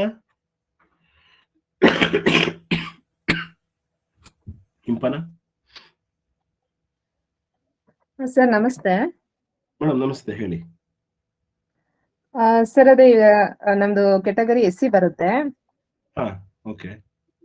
ಅದೇ ಈಗ ಕ್ಯಾಸ್ಟ್ ಮತ್ತೆ ಇನ್ಕಮ್ ಎಲ್ಲ ಈಗ ನಾವು 31st ಒಳಗಡೆನೆ ನಾವು ಹೊಸದಾಗಿ ಮಾಡಿಸ್ಬೇಕಾ ಹೇಗೆ? ಮೇಡಮ್ ಹಂಗೇನಿಲ್ಲ, ಒಟ್ ಮಾಡಿಸಿಟ್ಕೊಂಡ್ರೆ ಒಳ್ಳೇದು. ಅಪ್ಲೈ ಮಾಡ್ಬಿಡಿ, 31st ಒಳಗಡೆ ಬರ್ಲಿ ಬಿಡ್ಲಿ, ಆಮೇಲೂ ಕೂಡ ಅವ್ರು ಟೈಮ್ ಕೊಡ್ತಾರೆ, ಏನ್ ತೊಂದ್ರೆ ಇಲ್ಲ. ಬಟ್ ಅಪ್ಲೈ ಮಾಡಿ ಟೈಮ್ ಇದೆ, 1.5 ತಿಂಗಳಾಗ್ಲಿ ಮೇಡಮ್. ನೀವು ಅಪ್ಲೈ ಮಾಡ್ಬೇಕಾದ್ರೆ SC ಅಂತ ಮಾಡ್ಬಿಡಿ, ಅದ್ರೊಳಗಡೆನೆ ಬರ್ಬೇಕು ಅಂತ ಏನಿಲ್ಲ. ಅವರೇನು SC ಸರ್ಟಿಫಿಕೇಟ್ ಹೋದ್ಸಲ ಅಪ್ಲೈ ಮಾಡ್ಬೇಕಾದ್ರೆ SC ಸರ್ಟಿಫಿಕೇಟ್ OBC ಸರ್ಟಿಫಿಕೇಟ್ ಕೇಳಿದ್ರು, ಅದನ್ನ ಅಪ್ಲೋಡ್ ಮಾಡಿ ಅಂತ ಹೇಳಿ. ಅಪ್ಲಿಕೇಶನ್ ಓಪನ್ ಆದ್ರೆ ನನಗೆ ಗೊತ್ತಾಗುತ್ತೆ ಕೇಳ್ತಿದಾರೋ ಇಲ್ವೋ ಅಂತ ಹೇಳಿ. ನಾವು ಲಾಸ್ಟ್ ಟೈಮ್ ಮೇಡಮ್ ಒಂದ್ ನಿಮಿಷ, ಲೆಟ್ ಮಿ ಕಂಪ್ಲೀಟ್. ಏನಾಗುತ್ತೆ, ಲಾಸ್ಟ್ ಟೈಮ್ ಏನ್ ಮಾಡಿದ್ವಿ, ಕೆಲವ್ರು ಅಪ್ಲೈ ಮಾಡಿದ್ರು ತುಂಬಾ ದಿನ ಆದ್ರೂ ಬರ್ಲಿಲ್ಲ. ಅವಾಗ ಹೆಂಗ್ ಅಪ್ಲೈ ಮಾಡೋದು, ಅವ್ರು ಒಂದು ಎಂಡೋಸ್ಮೆಂಟ್ ಕೊಟ್ಟಿರ್ತಾರೆ ನಿಮಗೆ. ಅಪ್ಲೈ ಮಾಡಿದಾಗ ಒಂದು ಎಂಡೋಸ್ಮೆಂಟ್ ಕೊಟ್ಟಿರ್ತಾರೆ, ಅದನ್ನೇ ಆ ಜಾಗಕ್ಕೆ ಅಪ್ಲೈ ಮಾಡಿದ್ವಿ. ಅವಾಗ ಅಕ್ಸೆಪ್ಟ್ ಮಾಡ್ಕೊಂಡಿದ್ರು, ಆಮೇಲೆ ಅದನ್ನ ಸಬ್ಮಿಟ್ ಮಾಡ್ಬೋದು, ಏನ್ ತೊಂದ್ರೆ ಇಲ್ಲ. ಅಪ್ಲೈ ಆಧಾರ್ ಕಾರ್ಡು ಅಷ್ಟೇನೆ. ಆಧಾರನು ಹಾಸನ ಅಡ್ರೆಸ್ ಇದೆ ನಮ್ದು, ನಾವೀಗ ಅರಸೀಕೆರೆ. ತೊಂದ್ರೆ ಇಲ್ಲ ಮೇಡಮ್, ಅದೇನ್ ತೊಂದ್ರೆ ಇಲ್ಲ. ಒಂದೇ ಡಿಸ್ಟ್ರಿಕ್ಟ್ ಒಳಗಡೆ ಇದ್ರೆ ತೊಂದ್ರೆ ಇಲ್ಲ. ಅಂದ್ರೆ ರೆಸಿಡೆನ್ಸ್ ಎಲ್ಲ ಇಲ್ಲಿಗೆನೆ ಇದ್ ಮಾಡಿಸ್ಕೋಬೇಕಾ ಇವಾಗ? ರೆಸಿಡೆನ್ಸ್ ವಾಸಸ್ಥಳ ಎಲ್ಲ ಕೇಳ್ತಾರಲ್ಲ. ಮೇಡಮ್ ವಾಸಸ್ಥಳ ಸೆಲೆಕ್ಷನ್ ಆದ್ಮೇಲೆ ಒಂದು ಫಾರ್ಮೆಟ್ ಕೊಡ್ತಾರೆ, ಅದ್ರಲ್ಲಿ ಮಾಡಿಸ್ಬೇಕು. ಇವಾಗ ಸದ್ಯಕ್ಕೆ ಆಧಾರ್ ಕಾರ್ಡ್ ಇದ್ರೆ ಸಾಕು, ಅದೇ residential proof. Aadhaar card Hassan address ಅಲ್ಲಿ ಇದೆಯಲ್ಲ ಸರ್? ಈಗ ಹಾಸನ ಅರಸೀಕೆರೆ ಒಂದೇ ಡಿಸ್ಟಿಕ್ ಅಲ್ವಾ ಮೇಡಮ್, ತೊಂದ್ರೆ ಇಲ್ಲ ಬಿಡಿ. ಅಲ್ಲ, ವಿತಿನ್ 10 ಕಿಲೋಮೀಟರ್ಸ್ ಅಂತ ಹೇಳಿದ್ರಲ್ಲ. ಅದು ಪಕ್ಕದ ಡಿಸ್ಟಿಕ್ ಅಲ್ಲಿ ಆಗಿದ್ರೆ ಅದನ್ನ ನಾವು ಸರಿಯಾಗಿ ನೋಡ್ಕೊಂಡ್ವಿ ನೋಡಿ. ಈಗ ಉದಾಹರಣೆಗೆ ನಿಮ್ದು ಅರಸೀಕೆರೆ ನೀವು ಓದ್ತಾ ಇರೋ ಮಗುದು, ನಿಮ್ದು ಏನಾದ್ರು ಅರಸೀಕೆರೆ ಪಕ್ಕದಲ್ಲೇ ನಿಮ್ ಊರಿದೆ, ಅದು ಚಿಕ್ಕಮಗಳೂರು ಡಿಸ್ಟಿಕ್ ಸೇರ್ಕೊಂಡ್ಬಿಟ್ಟಿರುತ್ತೆ ಸಾಮಾನ್ಯ ಅನ್ಕೊಳ್ಳಿ. ಇಲ್ಲಿಂದ ಇಲ್ಲಿಗೆ 10 ಕಿಲೋಮೀಟರ್ ಡಿಸ್ಟೆನ್ಸ್ ಇದೆ. ಅವಾಗ ನೀವು ಅದನ್ನ ಮಾಡಿಸ್ಬೇಕಾಗತ್ತೆ ಅಷ್ಟೇನೆ. ಅವ್ರು ಅವಾಗ್ಲೂ ಕೂಡ ಕೊಡ್ತೀವಿ ಅಂತ ಹೇಳ್ತಾ ಇದಾರೆ. ಲಾಸ್ಟ್ ಟೈಮ್ ಇದು ಇರ್ಲಿಲ್ಲ. ಅದೇ ಡಿಸ್ಟಿಕ್ ಒಳಗಡೆನೆ ಮಗು ಇರ್ಬೇಕು, ಅದೇ ಡಿಸ್ಟಿಕ್ ಒಳಗಡೆ ಪೇರೆಂಟ್ಸ್ ಅಡ್ರೆಸ್ ಇರ್ಬೇಕು ಅಂತ ಹೇಳಿದ್ರು. ಈಗ ನಿಮ್ದು ಹಾಸನ್ ಡಿಸ್ಟಿಕ್ ಒಳಗಡೆ ನಿಮ್ ಅಡ್ರೆಸ್ ಇದೆ, ನೀವು ಓದ್ತಿರೋದು ಅರಸೀಕೆರೆಯಲ್ಲಿ ಇದೆ, ಏನು ತೊಂದರೆ ಇಲ್ಲ. Thank you sir. Okay madam. Virat Gowda.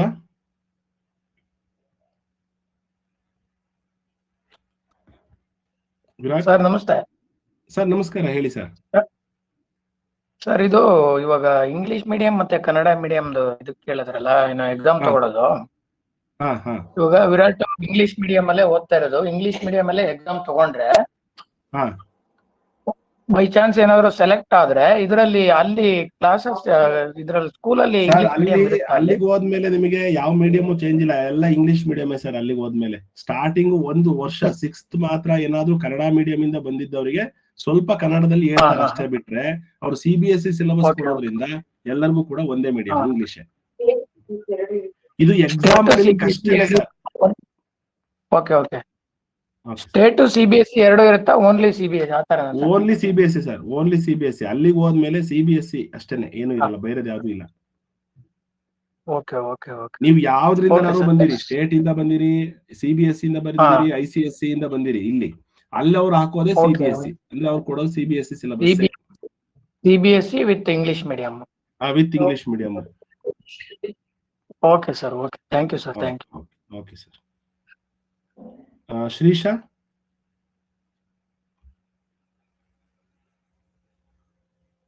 Shreesha sir, hello, ಕೇಳಿಸ್ತಿದ್ಯಾ?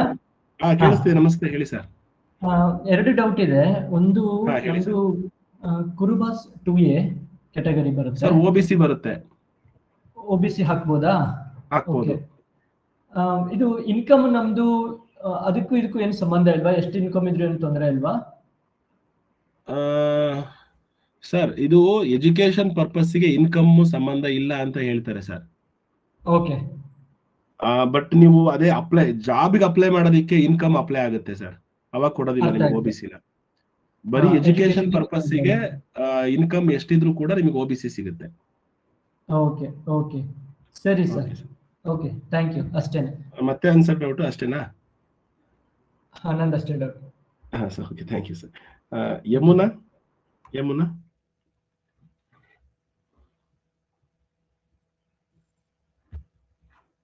ಹಲೋ. ಮೇಡಮ್ ಹೇಳಿ. ಸರ್ ನಮಸ್ತೆ. ನಮಸ್ತೆ ಮೇಡಮ್, ಹೇಳಿ. ಸರ್, OBC ಫಾರ್ಮ್ ಹೆಂಗ್ ಅಪ್ಲೈ ಮಾಡ್ಕೊಬೇಕು ಸರ್? ಮೇಡಮ್ ಸೇಮ್ ಈಗ ಏನ್ ಕ್ಯಾಸ್ಟ್ ಸರ್ಟಿಫಿಕೇಟ್ ಗೆ ಅಪ್ಲೈ ಮಾಡ್ತೀರಾ, ನಾಡ ಕಚೇರಿನಲ್ಲಿ ಹೋಗಿ ಅಥವಾ ಗ್ರಾಮ 1 ಅಂತ ಇದೆಯಲ್ಲ, ಅಲ್ಲಿ ಹೋಗ್ಬಿಟ್ಟು OBC ಅಂತಾನೆ ಒಂದು ಅಪ್ಲಿಕೇಶನ್ ಹಾಕ್ಬಹುದು. ಅಲ್ಲಿ ಆನ್ಲೈನ್ ಅಲ್ಲೇ ಹಾಕೋದು, ಅದು ಕೂಡ OBC ಅಂತ ಹೇಳಿ, ಅದರ್ ಬ್ಯಾಕ್ವರ್ಡ್ ಕಮ್ಯುನಿಟಿ ಅಂತ ಹೇಳಿ. ಅದಕ್ಕೆ ಅಪ್ಲೈ ಮಾಡಿದ್ರೆ ನಿಮ್ಗೆ ಒಂದು 21 days ಅಲ್ಲಿ ನಿಮ್ಗೆ ಕೊಡ್ತಾರೆ ಮೇಡಮ್. VAಗಳು VAನೇ ಕೊಡೋದು. ಹಾಕ್ಬೇಕಾದ್ರೆ ಬೇಕಾ ಫಾರ್ಮು ಏನಾದ್ರು? ಏನಿಲ್ಲ ಮೇಡಮ್, ಆನ್ಲೈನ್ ಅಲ್ಲಿ ಅವರೇ ಹಾಕ್ತಾರೆ. ನೀವು ಆಧಾರ್ ಕಾರ್ಡ್, ವೋಟರ್ ID ಆತರ ತಗೊಂಡೋಗಿ ಅವರೇ ಹಾಕೊಡ್ತಾರೆ ನಿಮಗೆ.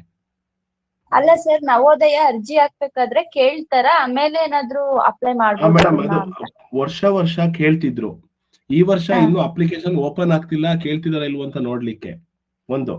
ಎರಡನೇದು, ಒಂದ್ ವೇಳೆ ನೀವು ಅಪ್ಲಿಕೇಶನ್ ಹಾಕೋದ್ರೊಳಗಡೆ ಈ OBC ಸರ್ಟಿಫಿಕೇಟ್ ಸಿಗ್ಲಿಲ್ಲ ಅಂದ್ರೂ ಪರವಾಗಿಲ್ಲ, OBC ಸರ್ಟಿಫಿಕೇಟ್ ಗೆ ಹಾಕಿರುವ ಎಂಡೋಸ್ಮೆಂಟ್ ಕೊಟ್ಟಿರ್ತಾರೆ ನಿಮ್ಗೊಂದು.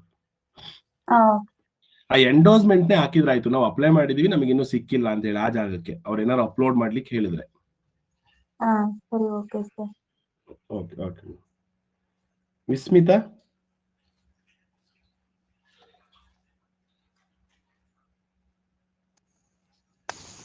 ಹಲೋ. ಹಲೋ ವಸಂತ್ ಸರ್, ನಮಸ್ತೆ, ಹೇಳಿ ಸರ್. ಸರ್ ಇದು ಕ್ಯಾಸ್ಟ್ ಸರ್ಟಿಫಿಕೇಟ್ ಹಳೆ ಪ್ಯಾಟರ್ನ್ ಆಗುತ್ತೆ, ಹೊಸದಾಗಿ ಮಾಡಿಸ್ಬೇಕಾ ಸರ್ ಅದನ್ನ? SC ಬರುತ್ತೆ ಕ್ಯಾಟಗರಿ ಸಾಮಾನ್ಯ ನಮ್ದು. 5 ವರ್ಷ ಅದು ವ್ಯಾಲಿಡಿಟಿ ಇರುತ್ತೆ, 5 ವರ್ಷ ವ್ಯಾಲಿಡಿಟಿ ಇರುತ್ತೆ. ಹಾ ಸರ್. ಒಂದ್ ಮಾಡಿಸ್ಕೊಳ್ಳೋದು ಬಹಳ ಒಳ್ಳೇದು ಸರ್ ಅದ್ ಕಡೆ. ಹಾ ಸರ್, ಮತ್ತೆ ಇನ್ನೊಂದು, ಈಗ ರೂರಲ್ ಸರ್ಟಿಫಿಕೇಟ್ ಮತ್ತೆ ಸ್ಟಡಿ ಸರ್ಟಿಫಿಕೇಟ್ ಬರ್ಸ್ಬೇಕಾ ಏನಾದ್ರು ಸ್ಕೂಲ್ಗಳಲ್ಲಿ? ಇಲ್ಲ ಸರ್, ಏನು ಈ ಸಲ ಇಲ್ಲ. ಮುಂಚೆ ನೀವೇನಾದ್ರೂ 3rd ಒಂದ್ ಸ್ಕೂಲ್ ಅಲ್ಲಿ, 4th ಒಂದ್ ಸ್ಕೂಲ್ ಅಲ್ಲಿ, 5th ಒಂದ್ ಸ್ಕೂಲ್ ಅಲ್ಲಿ ಓದಿದ್ರೆ 3 ಬರ್ಸ್ಬೇಕಿತ್ತು. Okay sir. ಆದ್ರೆ ಇವಾಗ ಅದನ್ನೇನು ಬರ್ಸಕ್ಕೇನು ಹೇಳ್ತಿಲ್ಲ. ಅಪಾರ್ ಐಡಿ ಮತ್ತೆ ಸ್ಯಾಡ್ಸ್ ನಂಬರ್ ಹಾಕಿದ್ರೆ ಸಾಕು, ತಗೊಳ್ತಾ ಇದೆ ಅದೇನೆ. ನೆಕ್ಸ್ಟ್ ಅವ್ರು ಕೇಳ್ತಾರೆ, ಅವಾಗ ಬೇಕಾಗಬಹುದು, ಕೊಡ್ಬೇಕಾಗ್ಬಹುದು. ಸ್ಕೂಲಲ್ಲಿ ಏನು ಬರ್ಸೋ ಅವಶ್ಯಕತೆ ಇಲ್ಲ ಹಾಗಾದ್ರೆ? ಏನೂ ಇಲ್ಲ? ಇಲ್ಲ ಸರ್, ಇಲ್ಲ ಇಲ್ಲ.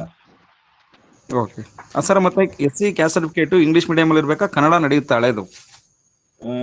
ಕನ್ನಡ ಮೀಡಿಯಂ ಅಲ್ಲೂ ನಡೆಯುತ್ತೆ ಅನ್ಸುತ್ತೆ ಸರ್, ಅದಕ್ಕೇನು ಡಿಫ್ರೆನ್ಸ್ ಇಲ್ಲ. ಬಟ್ ಮಾಡಿಸ್ಕೊಳಕ್ಕೆ ನಿಮ್ಗೆ ಹೆಂಗಿದ್ರು ಎಕ್ಸ್ಪೈರಿ ಆಗಿದ್ರೆ, ಅದು ಏನಾದ್ರು 5 ವರ್ಷ ದಾಟಿದ್ರೆ ಮಾಡಿಸ್ಕೊಬಿಟ್ರೆ ಒಳ್ಳೇದು, ಒಂದು ಅಪ್ಲೈ ಮಾಡೋದು ಒಳ್ಳೇದು.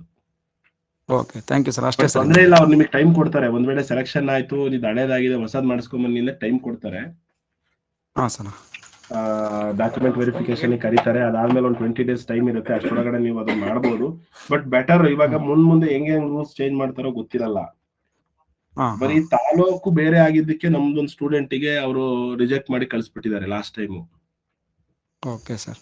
ಹಂಗಾಗಿ ಅವೆಲ್ಲ ಅತ್ಲ ಕರೆಕ್ಟ್ ಆಗಿ ಇಟ್ಕೊಳ್ಳೋದು ಬೆಸ್ಟ್ ಅಂತ ನಾನು ಹೇಳ್ತೀನಿ. Okay sir, thank you sir. ಅಷ್ಟೇ, ಇನ್ನೇನಿಲ್ಲ. ಮನ್ವಿತಾ ಗೌಡ.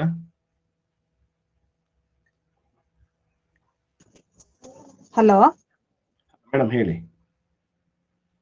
ಸರ್, ಅದೇ ನೀವು ಬರ್ತ್ ಸರ್ಟಿಫಿಕೇಟ್ ಹೇಳಿದ್ರಲ್ವಾ ಡಾಕ್ಯುಮೆಂಟ್ಸ್ ಅಲ್ಲಿ,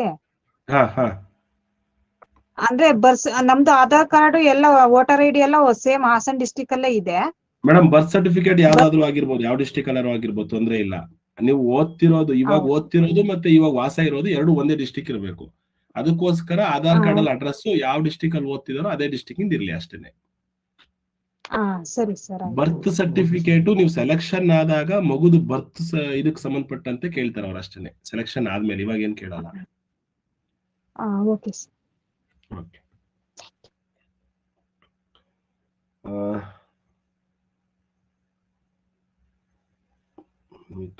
ಪೂರ್ವಿಕ್ MH. ಪೂರ್ವಿಕ್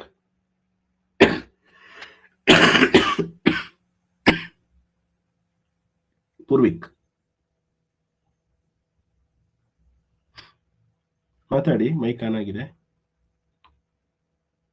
ಕೇಳಿಸ್ತಿಲ್ಲ. ಫೋನ್ ಮಾಡ್ತಿದ್ದಾರೆ, ನಿಮಿಷ.